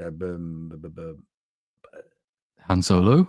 Not Han Solo. Indiana Jones. Indiana Jones. And he only ever played two characters. Well, Tintin has kind of an Indiana Jones aspect. He's absolutely not. And he's more of a detective, newspaper person. And Spielberg just decided it's going to ramp up the wacky, fast-moving, crazy escape from impossible moments stuff. And I went, okay, that's not Tintin. Yeah. Because I love Tintin. I mean, I really I got every book, even the expurgated books. So I am more in a position where I'm keen for them to leave things alone than I am for them to take them up and try them again, just because every time it happens, they seem to do damage. Yeah. And it sounds like that's an example. I think Firefly has been suggested in chat as something that deserved a second season. It did. Would you trust them to make one now? No. And almost all of my things that come to mind, like The Thick of It and Yes Minister, as two sort of the best political comedies of all time, would love there to be more. Really hope there isn't, because they wouldn't be able to do it properly. Arcane, that could have done with a really good second season, and it didn't get one. There's loads of things like that, but given the way things are at the moment, yeah, just leave the nice old things alone. For me, the Hannibal television show. I wanted more. Very good show. That's a great show. Sorry, carry on. With the that was a great show. They did 3 seasons. I don't remember how the third concluded, but I remember having 2 thoughts. One was just end it after season 2 ended, or continue it on. Like, don't just give me a third season. I can tell you exactly how season 3 ends, because I've seen that show all the way through way too many times. So obviously there's the Red Dragon's character, and they there's a final confrontation at one of Hannibal's, I think it's one of his beach houses.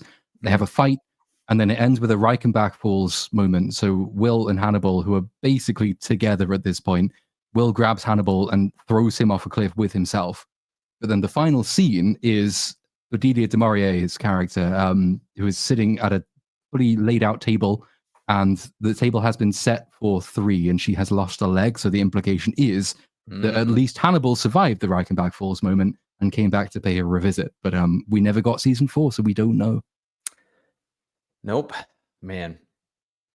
Yeah, that's PsyOps the Mind Gate. PsyOps the Mind Gate Conspiracy, a video game that they should have made a sequel to and never did because it didn't sell. They never completed Bewitched properly. That's what I have to say. And Bewitched, going way back. That way you can't fact check me. I'm going way back. That's my era. I love Bewitched. TGV Monster for $5 more. Well, this one's for you, Dark Hour. I should show them my martial arts moves so BSUP can have a Cobra Kai theme. Jiu-jitsu does not really translate that well into a visual medium. It's pussy. very, it just looks weird for people who have no idea what's going on. No, it's nothing like that. It's a lot of, choking people with your legs. Oh, jujitsu, not Tai Chi. Yeah, I was gonna say, it looks like you're doing Tai Chi over No, there. I thought that's what you said. No, jujitsu. And so, I mean, I could find some of my old competition videos, I guess, but they're not particularly interesting looking. So there's a very, very good and very dated shout for Smiley's People from the BBC from Bookmark, which think the original Tinker Tailor Soldier Spy and Smiley's People, some of my dad's favorite shows, and consequently some of mine, with Alec Guinness as George Smiley.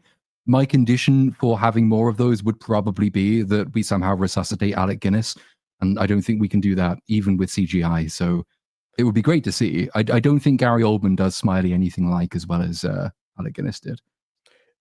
Would you do it of the time as opposed to modernizing it?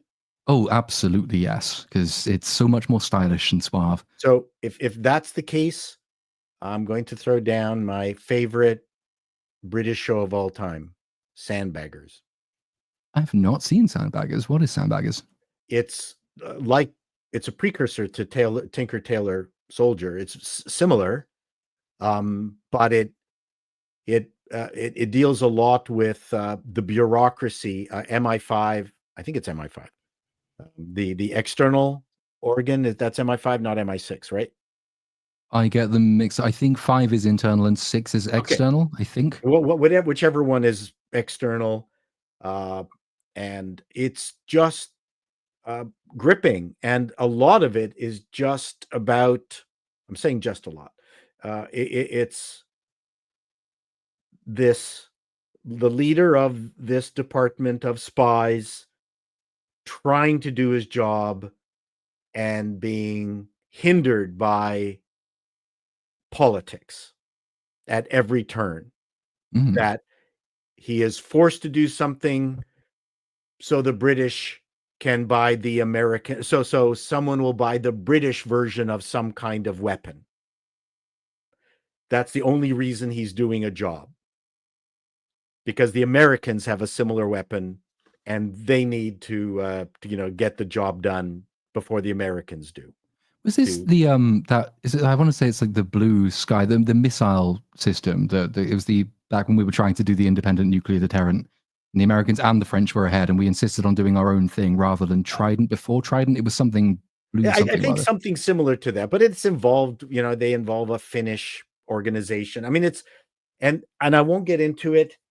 The lead character, who's played by God damn it, my brain is gone. Sandbaggers. It's my favorite show. Okay, I shall add that to the list as well. Neil Burnside. Cast of Sandbaggers. Where is it? Roy Marsden. And Roy Marsden basically, plays a guy who's like a funeral director, and he's dour. And is his ex-father-in-law is a lord, and he's trying to get him back together with his daughter all the time, and is just a guy with a horrible personal life. And there's a sequence later on that will absolutely crush you, mainly because your favorite characters die in this show frequently. And so you are on tenterhooks all the time when you suddenly get someone else that you like. Okay. And you're not certain whether they're going to survive that special mission behind the Iron Curtain. I mean, it's a cheap show, and there's aspects to it, obviously, that hasn't traveled or has not survived. But my gosh, it's my favorite show. So I'm surprised you hadn't heard of the Sandbaggers. I had not, no, but now I have, so I shall add that to the list. I look forward to. That was a piece of shit, Paul. That was.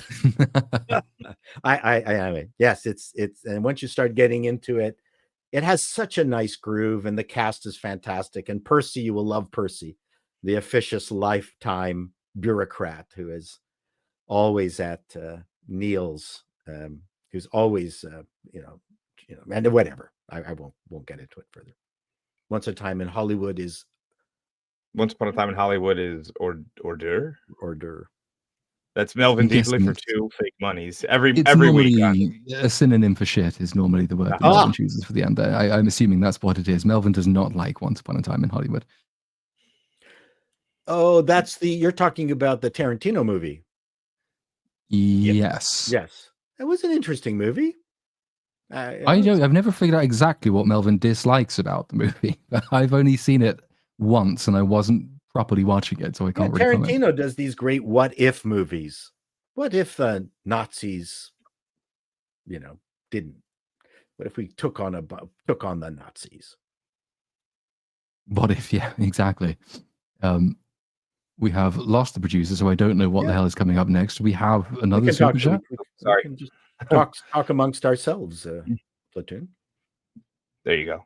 Oh, we do. Red Chaos Street for $10. Had a co-worker, 21 to 25 years old, who watched Gladiator 1 before going to see Gladiator 2. They informed me that 2 was just as good as 1, which was okay, kind of good. Yep. Fair enough. I'm glad you said co-worker rather than friend.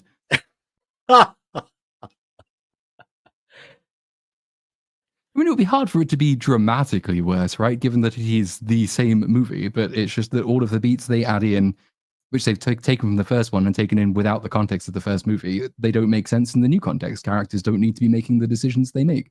And yet they do, because the first movie dictates the plot. So, yeah. And yeah, just no. Ditch that person. Chris Nicholson for $10.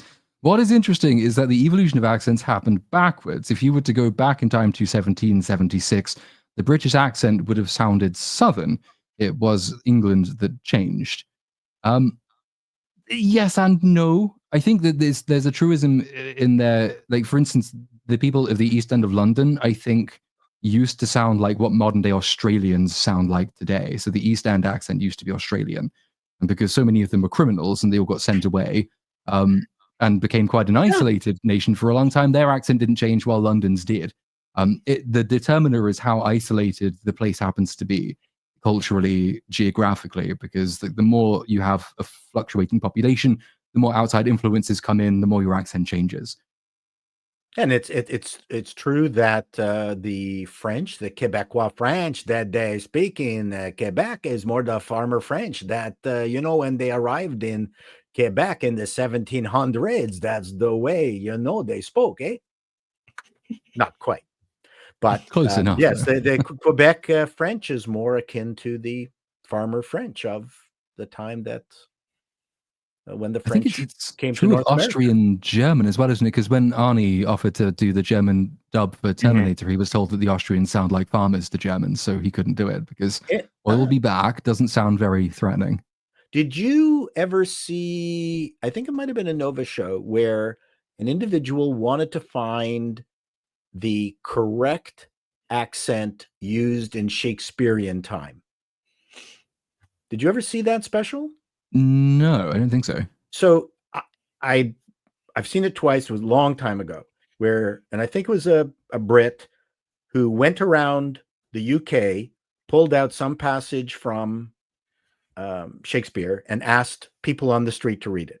And he was looking for meter and vowel sounds, because he explained that the short vowels, that the plummy accents on the British stages in London doing Shakespeare was actually not correct, because the short vowels ruined the meter. Mm-hmm. And so he went around, and Cockney sounded, sort of vaguely okay. And he was and nothing quite matched. And he was like, this as well. He found an island off the coast of New England, a fishing town. And he pulled out the book, and I was watching the show, and I couldn't really, there was times where I could see where the meter wasn't there and it didn't click in perfectly. He pulled out the passage, got one of the fishermen to read it, and bang, right on.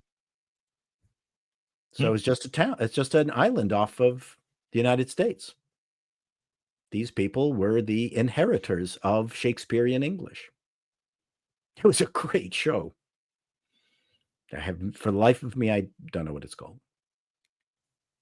But It'll come I've back to you. seen that island. I'm sure it came up in like a news report or something recently, or I came across it recently. It might even be the same island. Yeah, it's like it's tiny and it's a rural sort of fishing village, right? And they don't sound anything like the state they're technically a part of. no, And no. they do sound much more definitively not quite English, but much more English than American. Oh, for sure. Yes. Yeah. Yeah. And it was What- a really what cool. state- Pardon me?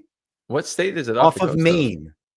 I thought it Hey! might be. That's so funny. I was like, I'm pretty sure that sounds like a Maine coast. It was island. off of Maine So it's like, Yeah. it sounds like some stupid shit we do up here. Yeah, it sounds like something we do over with here. bad roads.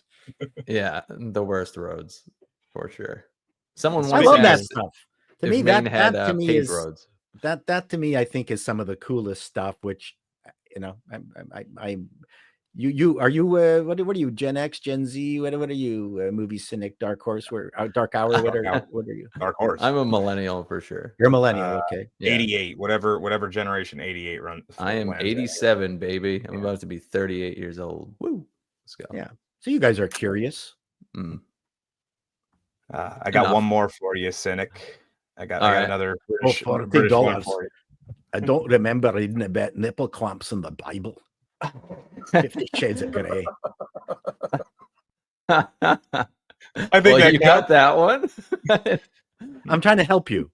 Yeah, I appreciate it. Echo Chamberlain for $2 New Zealand dollars wants to hear me say deserve. Did Zoe? That's not how I talk, though. There was one time on his stream where my New Jersey came out randomly because I couldn't remember what a guillotine was. Sorry, I couldn't remember what a pendulum was. I thought I kept confusing it with a guillotine, and I said, well, I don't know, it does this shit. And it was, You know what's a hard accent to imitate is a Philadelphia accent. I have tried that. The Philly accent, I absolutely I got a buddy from there, and I can't replicate that one. It's a tough one. Yeah. Most Yeah, people it from is. Philly don't even want to replicate the accent. They just don't even want to. Yeah, they don't even want you to know. Wolfsbane for $2. So Tintin is a mix of Yes. Batman and Jimmy Olsen. Yeah. Yeah, he's a clever little lad with a wonderful dog. James Busher for another $2 fake.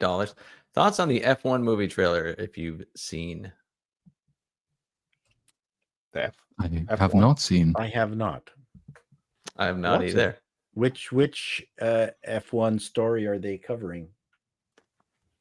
F1 movie. I watch F1. Oh, wait. Yes, I did see this trailer. I completely take that back. And don't let that actually speak to the quality of it. Because it actually did look pretty interesting. Wait, Yeah, F1. What is F1? It's a Formula One racing. Yes. Oh! Is it the one on Netflix or whatever? Yeah, it's starring Brad Pitt. Yeah. I didn't see the trailer. Warner. I saw the making of the movie. How they made an F2 car, put an F1 body on it, and let them race during practices in it. And it's filled with cameras. It's the most close representative of a real F1 race. Now, whether the story is interesting, I don't know. Guy in car races, goes around track. Guy in car goes real fast and takes a left. And then That's he goes right. real fast, takes another left. And then movie actor decides to become a race car driver. Oh, right. Sorry, that's NASCAR. My bad. Formula One actually does Grand Prix with a lot of different turns because that's why they're open wheel. Oh, excuse me, sir. Not up to date. I didn't know that's what they meant by F1. I didn't know they meant Formula One. So this is either for a shit ton of money or not very much. I'm not really sure because I don't know what. Gollum's half botched circumcision leftover. What a name! It's for 100,000 pierogies. I don't know. Hi with a smiley face. Apple $1.99. TV. Apple TV. Hi back to you, Gollum's half botched circumcision leftover. I'm not even gonna look up. That's just pygmy money now. I don't know what that was. It was. Oh god. Steel Manning for $4.99. Have you checked out the show Rogue Heroes? It's about the founding of the SAS. I watched Rogan's Heroes. I watched Never Rogue mind. Element. I'm trying to think if I've even seen. There's a trailer for something that looks like it might be Rogue Heroes. I know I have seen, but I'm trying to think if that is actually the thing. Nope, it looks like a completely different show. So the answer is no. No. Yeah. Not Brian, our good friend, for 10 fake monies, but I'll allow it. Melvin is deeply wrong about Once Upon a Time in Hollywood.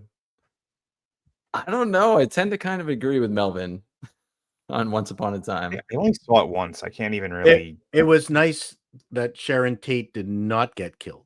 That was the point of the movie. Yeah. I love the Spoiler ending of the alert. movie. And that was about it. So yeah, we never actually discussed Dune or any of the things that are in the title. So Yeah. Well, yeah.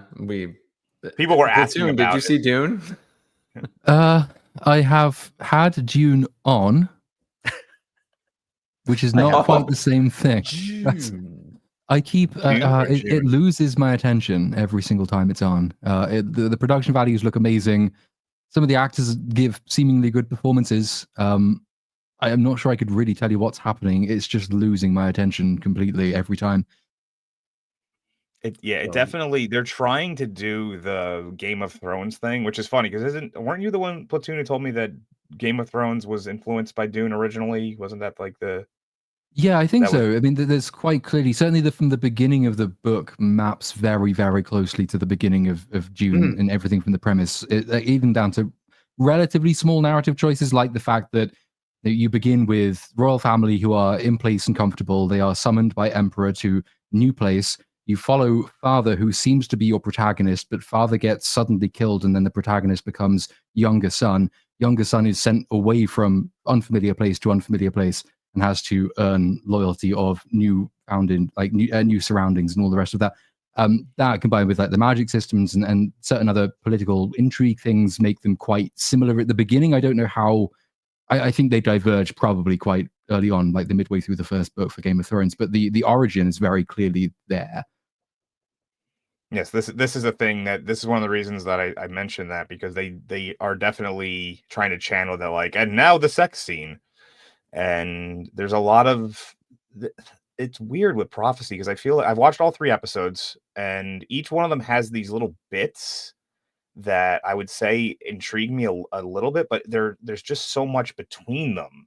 There's these huge swaths of time where people are talking about stuff and I'm like, okay, but what about the cool shit you just showed a little while ago? And like the guy who can burn children with his brain and all these, like, where is all this going?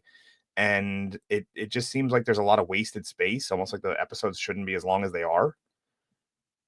I don't know. That's that. If I'm the only one who's watched all 3, I don't get HBO. Mm. I subscribe to too many I products already. just borrow it from a friend. But I mean, I can definitely see that there's some potential, but it seems like it's wasting its time on a lot of stuff that you wouldn't care about. And to my knowledge, I'm not, and I remember, so when Dune 2 came out, I made it a point that I didn't know anything about Dune. To my knowledge, this is not based on any of the original books. This is based on like the books from the Sun. Brian Herbert, yeah, that sounds right. Brian Herbert wrote Prophecy, Dune Prophecy. So this is like his material. He co-wrote it with someone else who's, I'm terrible with names today.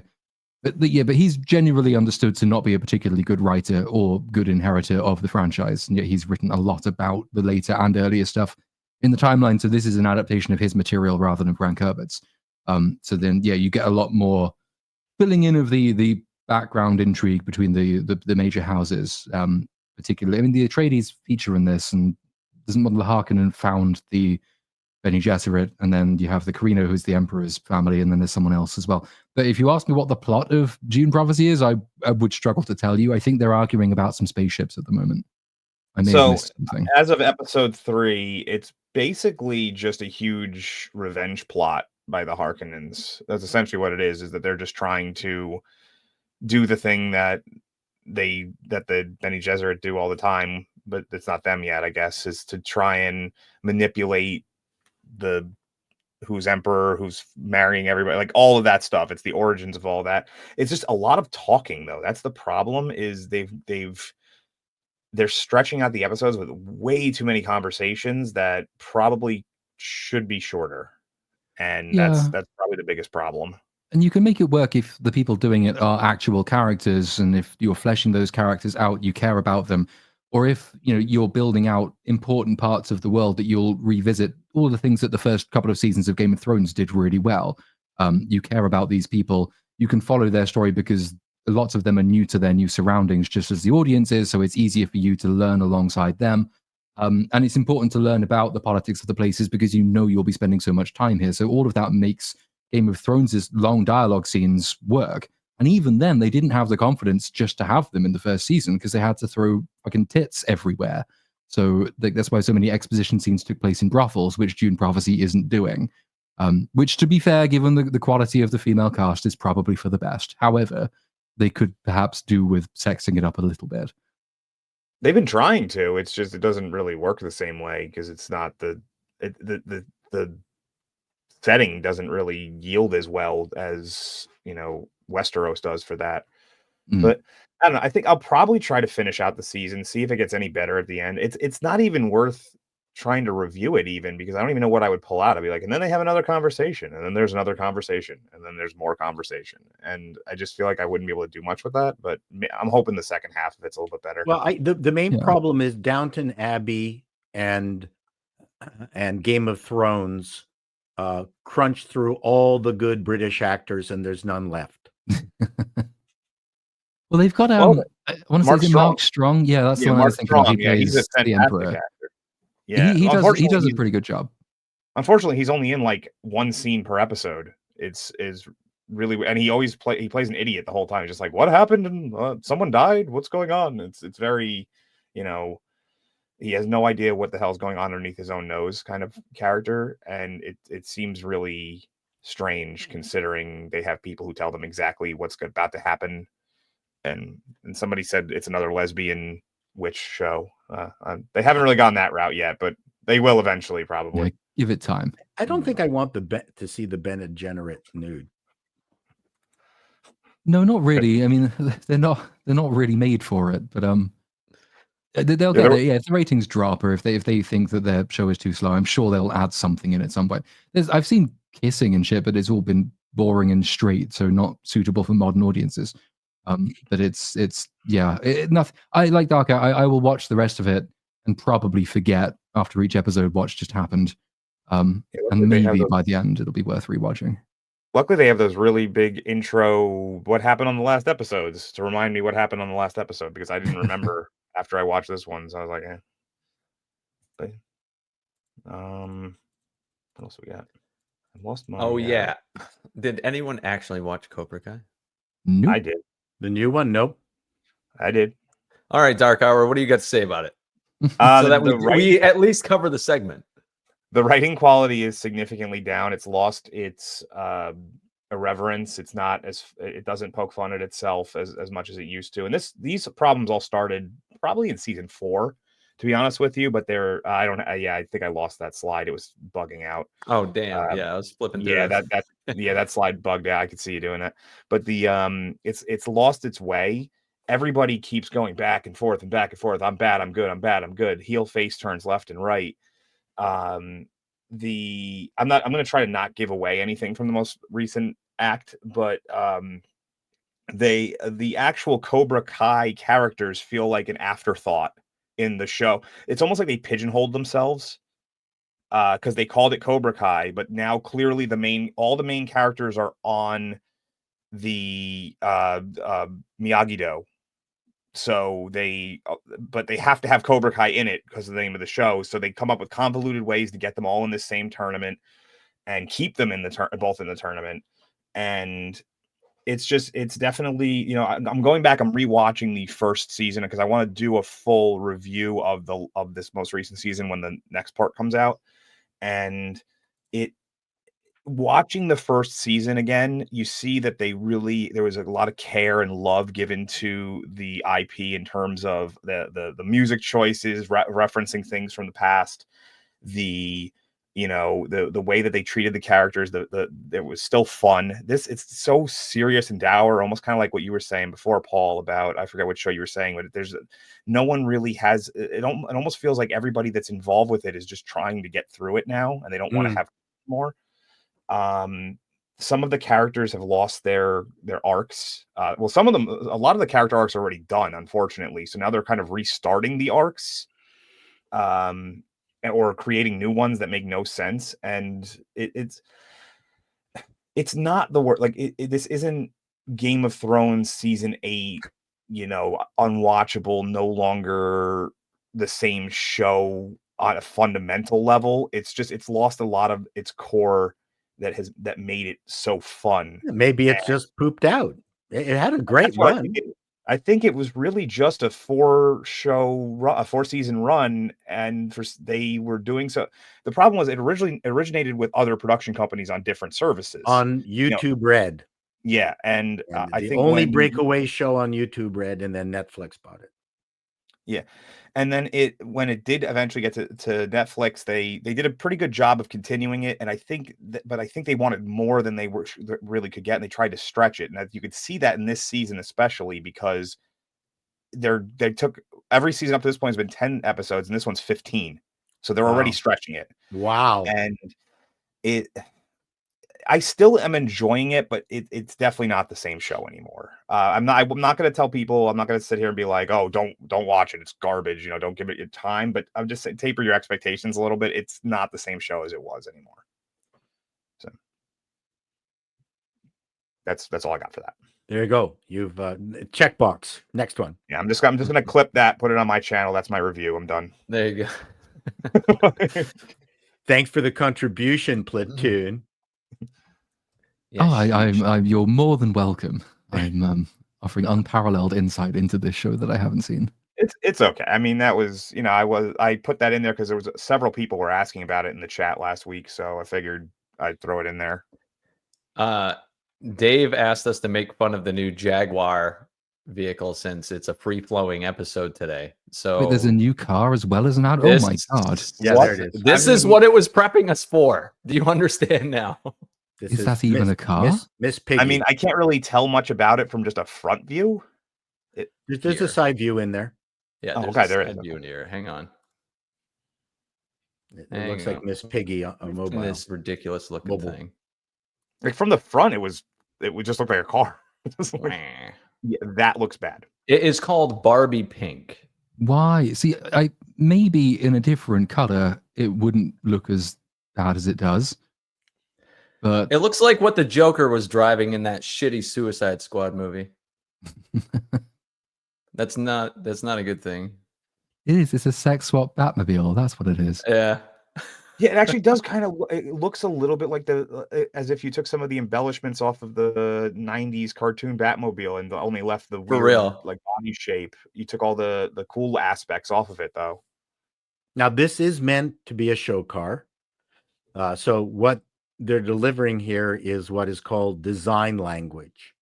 How much of that design language shows up in the final car? There's no telling. Oh yeah. I know the type because you often see it, and this is probably another of those examples. All the interior shots where everything looks like it's from like the year 2500, and then the car comes out and it's basically a Nissan. Yeah, yeah, that's right. It comes out as an Ultima. That's exactly right. So, I mean, we don't know how much of this design language, the blacked out rear window, where they're going to be using a digital camera for the rear facing, looking out the back. That's entirely possible.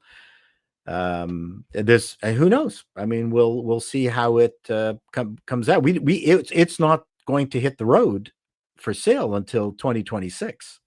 By that time, the company's going to be bankrupt. So it's never going to hit the road, is what you're saying. Yeah. Well, the designer of the car is quoted as saying that he wanted to create something that was controversial and polarizing. Well, there you go. I don't even know if that car itself is controversial and polarizing. I think everyone will look at that and just think, well, that's a bit shit. The controversial and polarizing thing was the advert. And even then, It was more a case of, how did you think this was a good idea? Everyone's done this already. You have no taste. Also, isn't Jaguar supposed to be prestigious? What are all these weird dancing people have to do with a luxury brand? But yeah, maybe I'm just old fashioned, but I think of a Jag and I think Inspector Morse. I don't think of like Electric Barbie. It's just wrong. It's not a beautiful car. Jaguar, even the logo, if you guys don't realize, the logo is written in such a way to encourage proper pronunciation. Because did you see the sales speech justification for that? It was they said something like, we've seamlessly blended upper and lowercase letters in artistic harmony. Well, it's like, oh my god, someone was paid to come up with that line. I worked for multi-million-dollar logo design firms, branding firms, and the meetings were always like that. Let me tell you, I sat in on meetings where what we've done is solidify the contrasting contrasts of contrast as we've contrasted the contrast. I just sit there and, being a cynical comedian, shut up. You want someone in the meeting just to sit there and say this, and in plain English that means what? The best recorded bit that might still be available is the move from the old Pepsi logo to the new Pepsi logo of that time. And the reasons they gave for doing that. It's impenetrable and hilarious. It's an old audio tape. Yeah, will it help sell cars? And then, it's not an attractive car. If you take a look at now, this is, you can't, they're apples and oranges, but if you compare the new Alfa Stradale 33, the brand new one, it's possibly the most beautiful car in the world. It runs on Pepto-Abysmal. Yeah, I don't know what happened to Robot Head. We'll have to figure that out later. He's okay.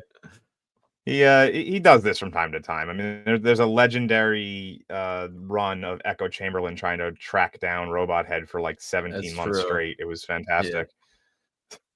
Yeah, that doesn't look like a particularly attractive car. I mean, they are having to deal with aerodynamics because it is an electric car, although the front of the car is very flat, which I don't think helps with air moving over the body. Although Mercedes-Benz once did an aerodynamic test and found the boxfish to be one of the most aerodynamic creatures on the planet, which is how they developed the first B-class car. If you take a look at the B-class, it's designed a lot along the lines of the boxfish. And even though it's a very boxy car, is one of the most aerodynamic cars on the road. Didn't Top Gear do that with the Robin Reliant? And I think they found it was more aerodynamic going backwards than it was going forwards. And that's largely because it's got their boxfish design. Yeah, and during World War II, the Germans were perplexed why the Russian planes could fly longer on less petrol. Even though the German planes were made with the kind of German precision that you would expect, whereas the Russian planes were made in a cowshed. Do you know what they found out later? It was because the metal on the German planes was smooth as a baby's bum, whereas the Russians, everything was ball-peened to death. So it was more like the surface of a golf ball.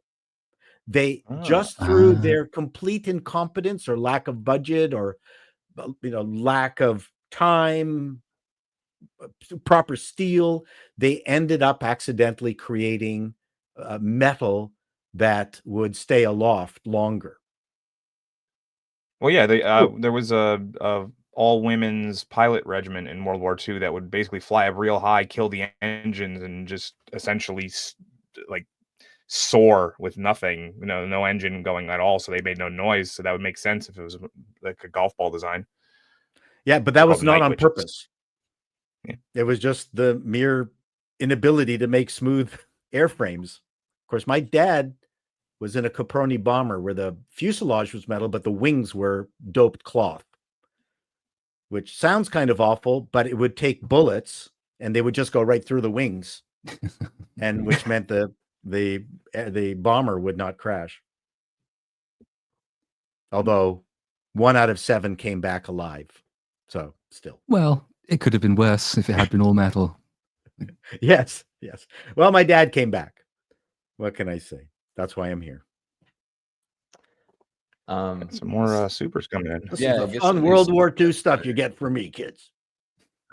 Oh, it's great. Well, The alternative is just shitty modern movies. Max Relax has gifted 50 memberships. Thank you very much, sir. Wow. And welcome to all the new people. The chat was going like crazy before with the people. Like people were like, I got a membership. I got a membership. Nice. That's great. Steel Manning for $9.99. Rogue Heroes is a show about a bunch of angry, violent, drunk Brits in World War II Africa who basically form a special forces unit because they're tired of bureaucracy wasting their time. That is the kind of attitude we need more of, I think. Yep. Need that. Yep. We need more non-crime arrests. Is it as bad as I'm hearing on this side of the pond, Platoon? It's, if anything, it's probably worse, if only because it's so capricious and nobody really understands, which is obviously the point of any ultimately totalitarian society, is that nobody really knows what the rules are. But yeah, there is still you can still get dinged for non-crime hate incidents, which the Home Secretary who was in charge said get rid of them. So the police said, okay, we'll have more of them. And then they've just stayed. And though you can't be arrested for them, you can be investigated for them, and they will go on your record. So if you go for a deep background check for any job, for the civil service or even teaching, it will list as though you were convicted of a crime, even though the reporting requirements suggest someone saw something that they didn't like and thought you were behind it. And they've invented a motive, and that's sufficient. So it's not great being over here at the moment. Wow, that would be very nice to leave. Yeah, I know. Corsica, here I come. Yeah. I mean, I hope you solve it. I hope it comes together. It's not going to happen with the present regime, however. Well, my Facebook feed is currently torturing me with just lots of posts of really cheap, really big Italian houses where they will actually pay me to move there and my tax rate will be 0. And I'm looking at them thinking, I am looking to buy a house in the next sort of few months. And I could do it. I could leave. I'd have to learn Italian, but it might be worth it. Who knows? It's just mad. Yeah, it is a beautiful country, and no tax, which is even better. James Kelly for $5 fake. Hi guys, I have an idea for your 50th. That's next week. Damn, 50 episodes of BSUP. You can invite Hello Future Me, Organized Chaos, and others who think you're evil and constantly use offensive slurs. Yeah. That is an option. I think I'll pass on that option, but it is an option, yes. Yes, it is. James Kelly again for $2 more fake. Also, Cynic, pounds is real money and GMT is real time. I've heard rumors about this, but I still have. I don't think GMT is real time because literally every single British YouTuber uses EST. They all use Eastern Standard Time. So Greenwich Mean Time. We invented time. Yeah. But you guys clearly you're not using it right because you keep coming over here and being like, hey, why don't we base everything on Eastern time? When you manage an empire for as long as we did, you understand how to speak to the colonials. Okay, so like we have to use the language that people like you will understand. Fake timing. Miles, feet. Yeah, we get it. Mr. Case for $4.99. Movie Cynic, is it true that when Stephen King writes a new book, every Maine resident gets a copy and must do an online review? I'll tell you, Mr. Case, I have not read one Stephen King book ever. And I lived in Maine 35 of 30. I read something earlier that Stephen King has, there's something is it like libraries or something he owns? They're shutting down or something like that. I'll look that up while you guys do the next one. It's not. He was never my kind of American author. My kind of American author was like Kurt Vonnegut and Samuel Clemens. Those are. I liked those guys. Yeah, I mean, he's our big celebrity because the state of Maine is not known for too much other than its scenic beauty. And as far as its celebrities go, it's Stephen King. That's about it. Proximity to New Brunswick. Oh, Also apparently true. it's his radio stations are all shutting down as of Oh yeah, 2025. I forget he has like radio stations up here and stuff. It's like He all does? classic he rock. fight Yeah, his it's weird all classic rock and does he whatnot. play his weird child orgy fantasies over the because it's I don't know. I haven't listened that often. I'll get back to you though. My dad listens, so I'll ask him. Ash Scott for $5 fake. Wax the car. What? Wax on, wax off. Sorry, Oh. I was just handed this. Stephen King to close his 3 main radio stations. That's really too bad. It was just announced earlier today. Wax the car, paint the fence, sand the floor, jump the shark. Okay. All right. Yes. I think that's in regards to what they've done with Cobra Kai, that they've jumped the shark. You know what? Things have a limited amount of time. By the 4th year, Mary Tyler Moore was inexorable. As much as people talk about the importance of the Mary Tyler Moore show, 4th year on, don't even bother. First 3 years, great. Well, Cobra Kai kept doing this thing where it kept trying to one up the previous year and the previous finale, and they just kept having these larger group fights and people being mauled to near death, and they got to a point where they kept trying to one up themselves over and over again, and now it's gotten ridiculous. Well, the fact that they added Thanos this season was terrible. I'm just making shit up. I have no idea. I think it's a. No, it was actually Magneto. Magneto. I love Magneto. He is good. He's like Great Con for an ass $10. One question for Chato and panel with the widely reported death of Hollywood. Do you think there could be a market for a Western production company making English and American film and TV in places like South Korea? Using the less expensive facilities in South Korea? Is that what the question is? I'm guessing that I'm based on the way that that's worded. I think that's what they're saying is like, would they move production over to South Korea? That's anywhere where they could save money. I mean, that's one of the reasons they film in Georgia so much is because of the tax breaks and the cheap. Yeah, the tax breaks crazy there.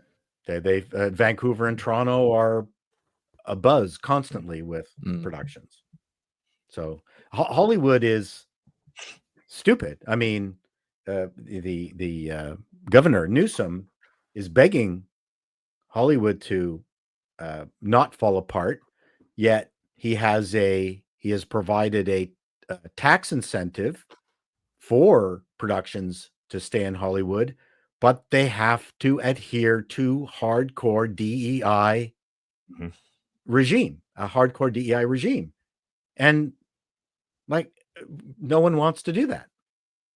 It's also, you can give people all the tax deductions and tax incentives that you like, but also if you're going to a state with particularly strong union laws, for example, then you're probably going to find that that's going to cause as many difficulties as you're solving with the tax reduction is by forcing a production company to hire solely union staff who can go on strike at any given moment, or they have minimum writers requirements and all those other very costly and expensive things that the most recent round of writer strikes sort of forced upon people. Yeah. There's a massive incentive to go abroad now for voice talent, for example, because you can use non-union voice actors. So you're not going to get caught up in any SAG-AFTRA thing for video games, as one example. But I mean, at the moment, I don't know about production companies, but the big commissioners and the streaming services are increasingly looking to Asia for examples. Like Netflix is using much more South Korean drama and Japanese drama, partly because of the writers' strikes, which delayed production, and partly because the quality is just much better. So they have an easy job commissioning from elsewhere, and you don't really need a Western production company to go over there and do it.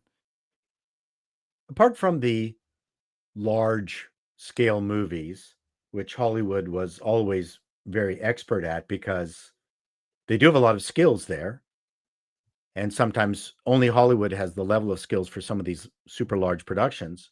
Really, their biggest problem, and I've said this many times, is that they've lost the ability to make network TV shows. To me, the secret to reviving Hollywood is not movies, And it's not streaming. Actually, streaming is what's killed the networks. The networks have to get back to doing 24 episodes per year of some show. The streaming services are killing Hollywood because you get 10 episodes of a show, and even if it's successful, they're not going to do it in another year. It's 2 years, 2.5 years. Yeah, 2 years. 3 years out, whatever it happens to be. You just don't know. The actors don't know. When you had a successful series, a reasonable successful series, then you knew you had work for X amount of time. And you knew that run, that 24 show run, was all you needed to make a living for that year.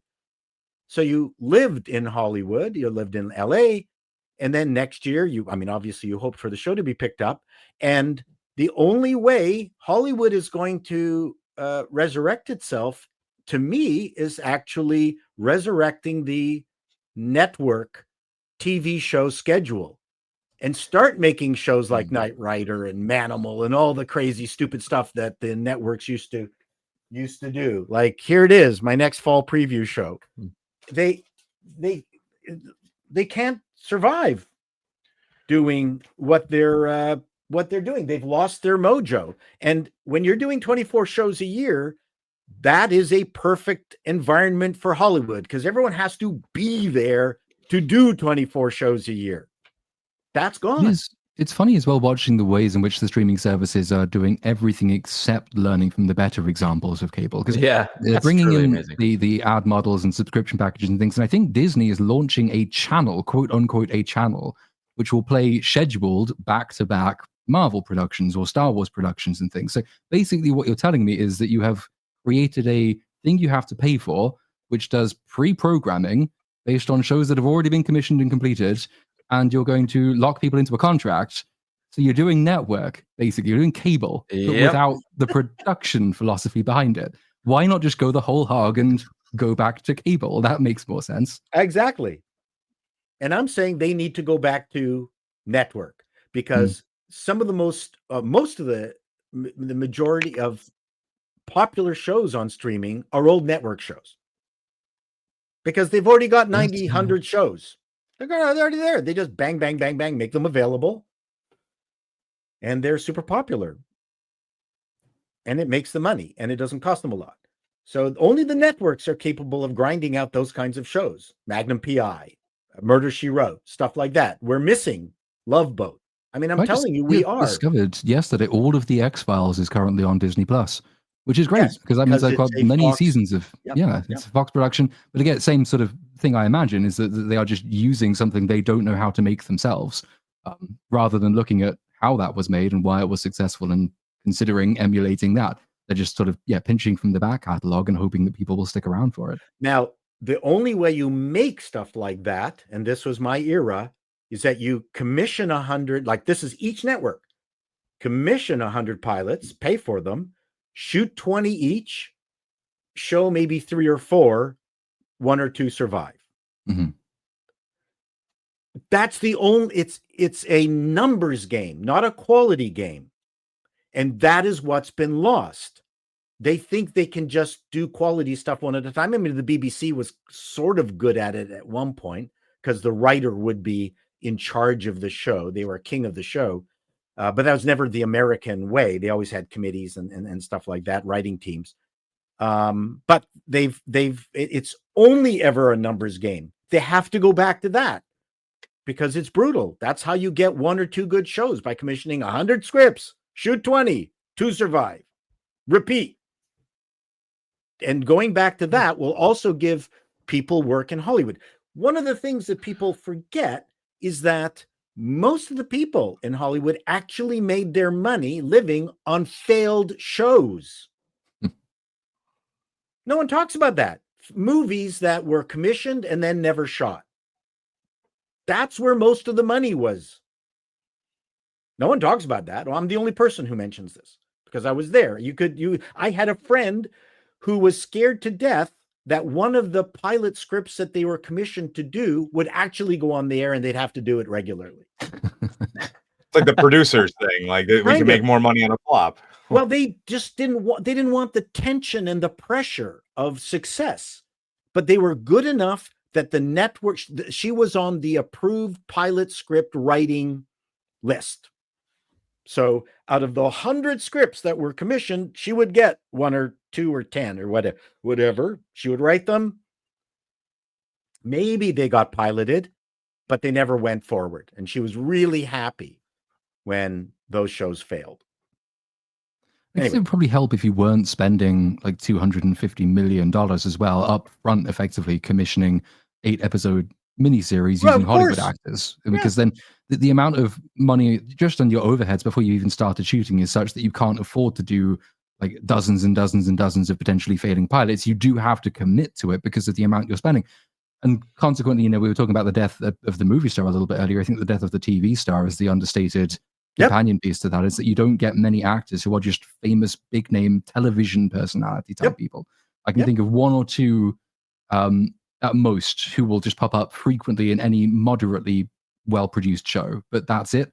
And all the Disney stuff is trying to get the A-list Hollywood actors involved because they think that will bring people along, but it evidently doesn't, because these people aren't stars, they are just the characters they play. And the other thing you have to remember with television is that you don't have to be a good actor. What you need to do is successfully traverse that piece of glass on the lens, and you are in the just dealing with comedy, because that's really what I spend most of my time doing, is that people are inviting you into your living room, into their living room.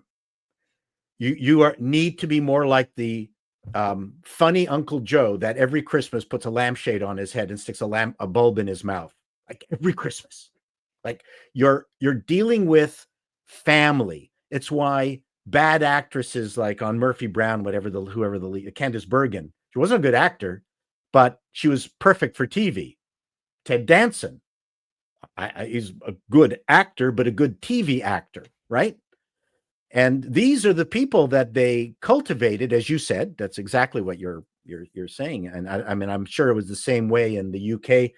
The woman who was the actress in Keeping Up with Appearances, Penelope, whatever the character was. Do you ever see that show, Keeping Up with Appearances? I've heard of it, but it's one of my favorite British sitcoms. A woman who is trying to look more upper class than what she is. It's a very funny series. So, but she had a terrific amount of charisma and was a great TV personality. Yeah, we've eviscerated all our TV personalities, right? Mm-hmm. Yeah, well, this is why Hollywood. This is the answer to your Hollywood question. This is a second question from Great Con for 5 more ass dollars. You kind of already answered this, but I figured I'd pull it up anyway. Where they're not hamstrung by progressive activists, woke ideologies, hiring practices, writing and casting directives. You mean now? You were kind of addressing that, but I figured I'd bring it up for that anyway. Well, depending on the studio, yes. It is the appeal of doing it, but then they've already got local talent. Why spend all the money relocating when you can just, if you're a studio or if you're certainly a publisher, you can just commission something that's been made there by people who've probably been paid less to do a better job. It's way cheaper than moving your entire operation to recreate something that already exists. But you need to be able to create an industry, and that's what Hollywood has failed on right now. They're no longer a machine. Well, they were also fighting against when so much was going to Georgia. A lot of the internal ideologies were like, "Oh, don't go there because of their politics," and that didn't work. It just showed that the bottom line will always be money, and if you can get the labor cheaper, it doesn't matter what the like you were saying. Was that over some abortion amendment or something? Yes, and they were trying to push. Actors were basically saying, "Oh, well, why I won't act there," and then that's when all the movies were being filmed there. They were like, "Oh, well, I guess I have to go act there." Didn't they have also some law against some homosexual concerns or something? Wasn't that part of it? I think it was that, if I recall correctly, it was that it couldn't be taught in elementary schools or something like that. It couldn't be, and it was just elementary schools. It wasn't middle and high schools. I don't remember the exact, because this was years ago at this point. But that was. But we're not talking about the "don't say gay" thing. The Florida. Yeah. Thing, Yeah, but the main point was that a lot of actors came out and were like essentially like, I'm not gonna do any kind of filming in Georgia or Right, any state because and they other did it. actors said that, and they had to work with other actors. Mhm. But yeah, so that's kind of like what the if it makes sense monetarily, they'll move to whatever location will have them. This was for you, Platoon. You can't pronounce this, and I don't know if I can because I don't know. BSUP? I don't know. For €2, hail Platoon and the peoples of the colonies. Hello. Of which I am. We will remain a colony. We almost had a lot of the Commonwealth there for a little while. J Fraser 360 for 10 fake bucks. Hail BSUP. Dune Prophecy's biggest fault is being set after the prequel books. It's fan fiction from the show's writers. Guest recommendation: The Renaissance Nerd for any Dune Star Wars discussion. I'll look into them. I'll check them out. I didn't know it was Take set up. note. I just assumed it was an adaptation, but I guess not. It's an adaptation of a period, but not of the source. But yeah, news to me. I'm writing it down right now. Nice. Well, really, I just try to see if there's a Twitter account. That's all. that's my version of writing it down. Dylan Smith for €11 or fake monies, excuse me. Brad Pitt's F1 movie stole its basic plot from an infamous Sylvester Stallone racing movie called Driven. Old driver gets convinced out of retirement to go help some hotshot stubborn rookie. Bodes well. There's only so many racing plots. Yeah. How many times? Like, how many different ways can you figure out a way to get somebody into a car? My favorite racing movie is Herbie the Love Bug. Death Race. Everyone has to race or die. Death Race 2000. Smokey and the Bandit. Again, my chop for California, $10. I need to nerd out. In the original FH Dune books, the Jihad was against AI and the overclass of humans controlling it. It wasn't the Terminator or Matrix. BH didn't understand that and broke the lore. They won't even call it the Butlerian Jihad, I noticed. They call it the Great Machine Wars, which is, I'm sure, for reasons that have nothing to do with its literary merit as a phrase. But yeah, from what I remember, you're right. I mean, there is the general concern with thinking machines, so that sort of omnipresent threat of AI, which we now remember belatedly. But also, yeah, the class of people controlling it. I think, if I'm right in thinking, Earth is basically wiped out in that particular part of history as well, which is why we don't see it in the Dune universe. And like there are interesting things you can do with all of that. So Dune Prophecy, I remember, it opens up, with this Terminator style prequel of a prequel where you have the machines being beaten in an actual battle. And there's a couple of scenes where like a kid has a thinking machine toy and how like all the adults react to it, which I quite like as an exploration of the premise. It's just there's not really enough of that, considering it's not set very far after all that happened. So believably, there's still a huge amount of the tech out there, and just conveying how dramatically scared people should be of it, that they went to war to defeat it, would be a great premise for a show. But it's not the premise that this show is interested in, which is a bit of a shame.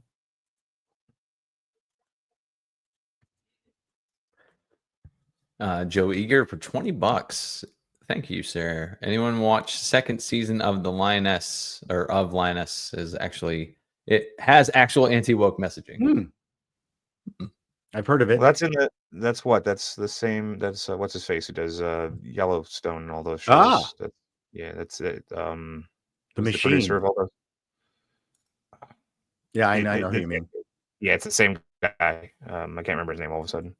Taylor Sheridan, somebody said in the chat. The Stephen J. Cannell of our time. Yeah, he has like 19 shows going right now. I don't understand. Steel Manning for $4.99. Maybe what studios need to do is follow the Trauma Canon model and make a bunch of simple $1 million productions and throw them at streaming. Isn't that kind of like the A24 model? Yeah. That sounds like A24. Yeah. And there's another one.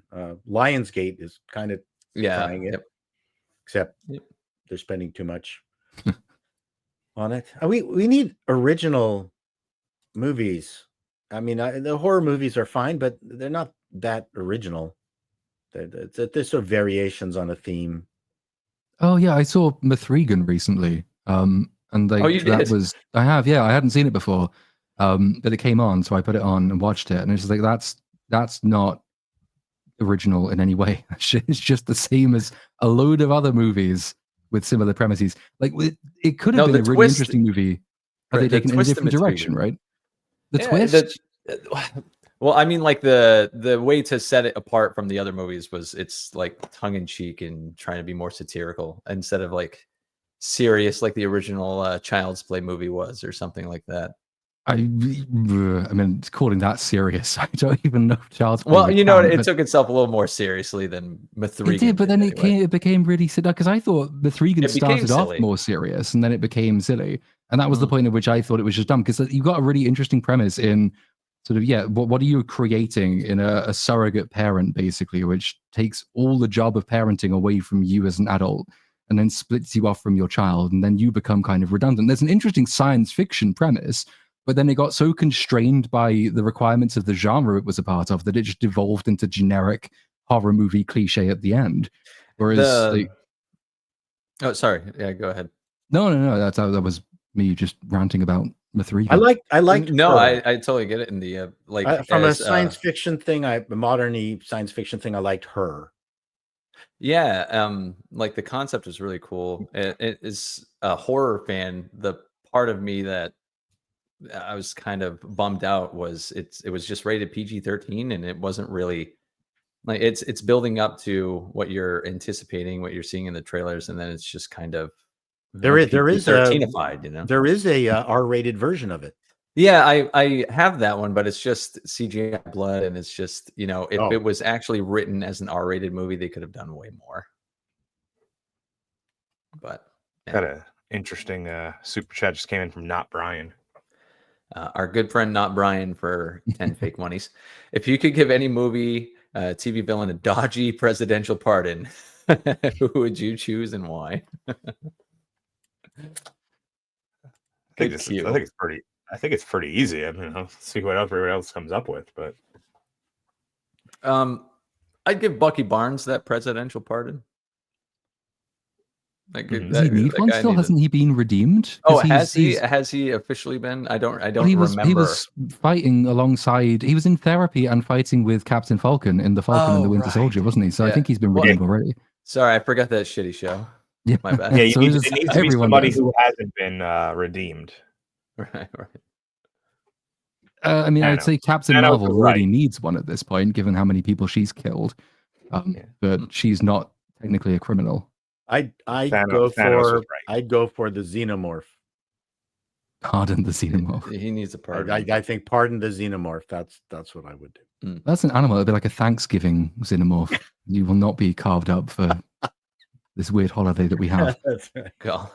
Yeah, good. I love this. This is good. I like where he's going here. Yeah, like I said, I think Thanos was right in the end after having seen everything that's happened since Endgame. So I think we should pardon him and reverse everything. I completely whoa. Serious answer though. Darth Vader, yes or no? Because technically he redeems himself, he saves his son, and he defeats the Emperor. However, he's also responsible for the deaths of billions of people. So do you pardon him or not? No, he would go to a military tribunal immediately. He's not killed. But that's the function of the give you. Pardon, right? So that he wouldn't go to a tribunal if you pardoned him. So if he had survived, would it have been right to pardon Darth Vader? I think if you pardon Darth Vader, I think whatever. So let's assume that you don't have. We wouldn't be here if he hadn't caused it. So no. But what I'm saying is, like, I think this whole thing, whatever government you put together, whatever republic you put together, will fall apart immediately if the person that's put in power goes, well, Darth Vader wasn't so bad. I mean, come on. Hunter Biden, you know, is there much difference really? Well, okay, you pardon Darth Vader's collection of child porn. I thought he was more into killing them. I'm just, you know what? He's a cruel dude. Who knows what kind of shit he was. What was the chick's name from Ahsoka? Oh, no, sorry, something from Obi-Wan. Does she get a pardon too? Because she was just angry. Reva? Yeah, Reva. She was just angry at Darth Vader. So does she get a pardon as well? this man dies. Well, she was angry that he killed children, so she went around killing children to get back at him. She's like, what the fuck is that show about? God. Just one of the many women who are impervious to lightsabers. Yeah, seriously. Dragon Balls D for $4.99. Dust on YouTube hosts a lot of great science fiction shorts by independent creators. Many of them are surprisingly good on very limited budgets. Yeah. I'll check that I out. watched quite a bit of Dust. The problem is when you hit a clanker, you can tell it within the first few minutes. I gotta bail. Sorry, I'm being very cruel to, and nobody knows who I'm being cruel to. But yeah, don't stop putting stuff on Dust, kids. That was the last of the super chats, wasn't it? Yeah, I think that was the last of the super chats. You do have a random thing that you have. Yeah. Saw Asman reacted to Cynic's video. Nice to see our sphere reaching out. Indeed. We were just talking about that earlier. Yep. If we really were pressed for content, we were just going to react to his reaction to my video. So I'm glad we didn't have to do that. And then hope that he reacted to our reaction. Just caused a literal chain reaction. That was just. That's right. Yeah. That's I didn't watch his reaction, but apparently it was positive. So that's nice. So that's good. Well, that's good. You can watch it after we finish. But I think given that we are now out of super chats and we are out of topics and we still somehow managed to get a standard level episode length out of it, considering like half of us hadn't seen half of the shit that came out, I think we did pretty well. But the final thing then is just for people to plug whatever it is they are doing. God. Oh my God. Jesus. Oh. You told me to get it and put it on there. That still shocks me every time. Nobody told you to bring a butt plug, just to clear that up. But we did tell you to bring plug a your shit. That's the thing.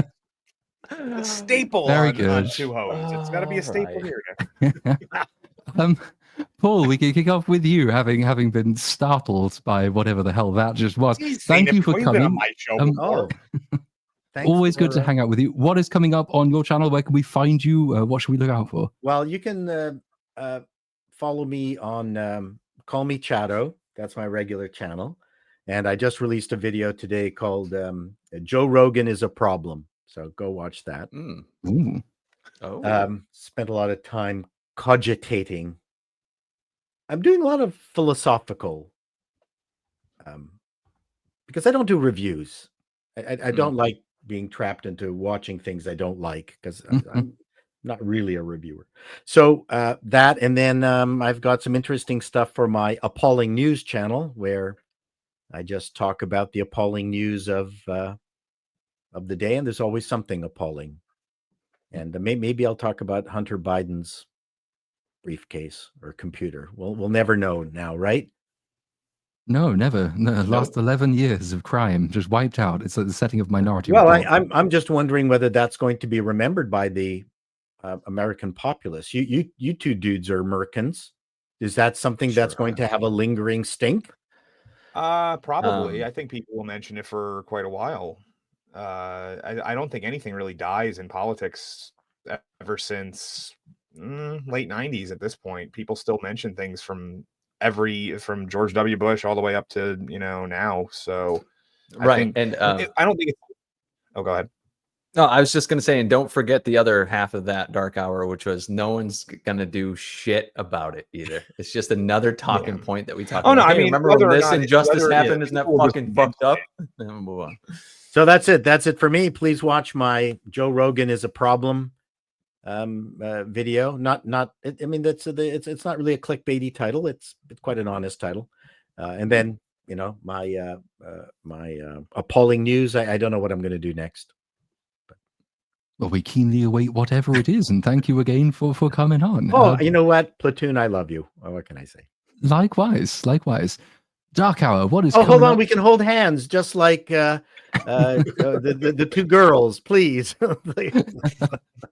My model's broken. He can normally move his arms in two directions, and he's not Oh, doing wait a it. second. I'm trying. Wait a second. I can do the platoon puppeting. Oh, There we go. Oh, there we go. There we go. It's the I'm doing eternal cigarette that never goes out. Jim Henson puppet. Anyway, yes, you gents, your turn. Dark Hour, what is coming up for you?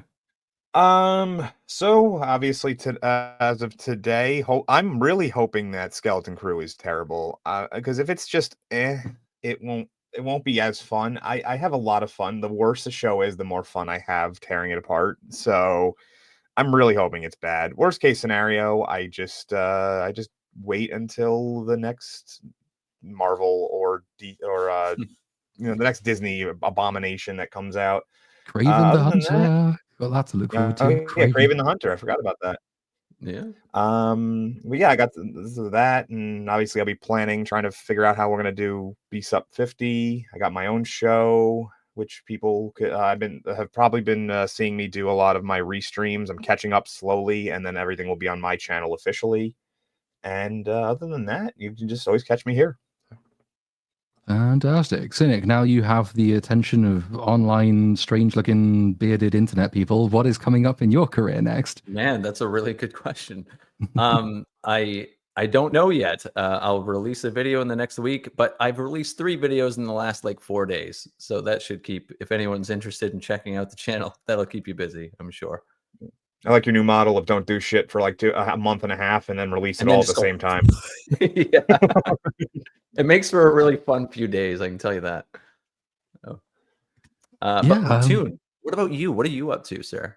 It'll either be Gladiator 2, the main video, or Skeleton Crew, depending on which gets done first. I'm told by the editor who's helping with Gladiator 2 that it is in production hell, so that was going to be out at the weekend.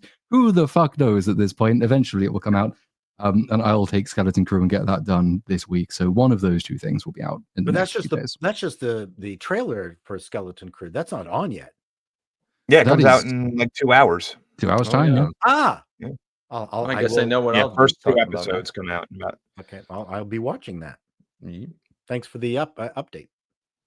No worries. And that brings us to the close of the show. So thank you very much, chat, for chatting with us. Thank you to the panel for paneling with us. And we will be back around the same time next week, I think. So we'll see you then.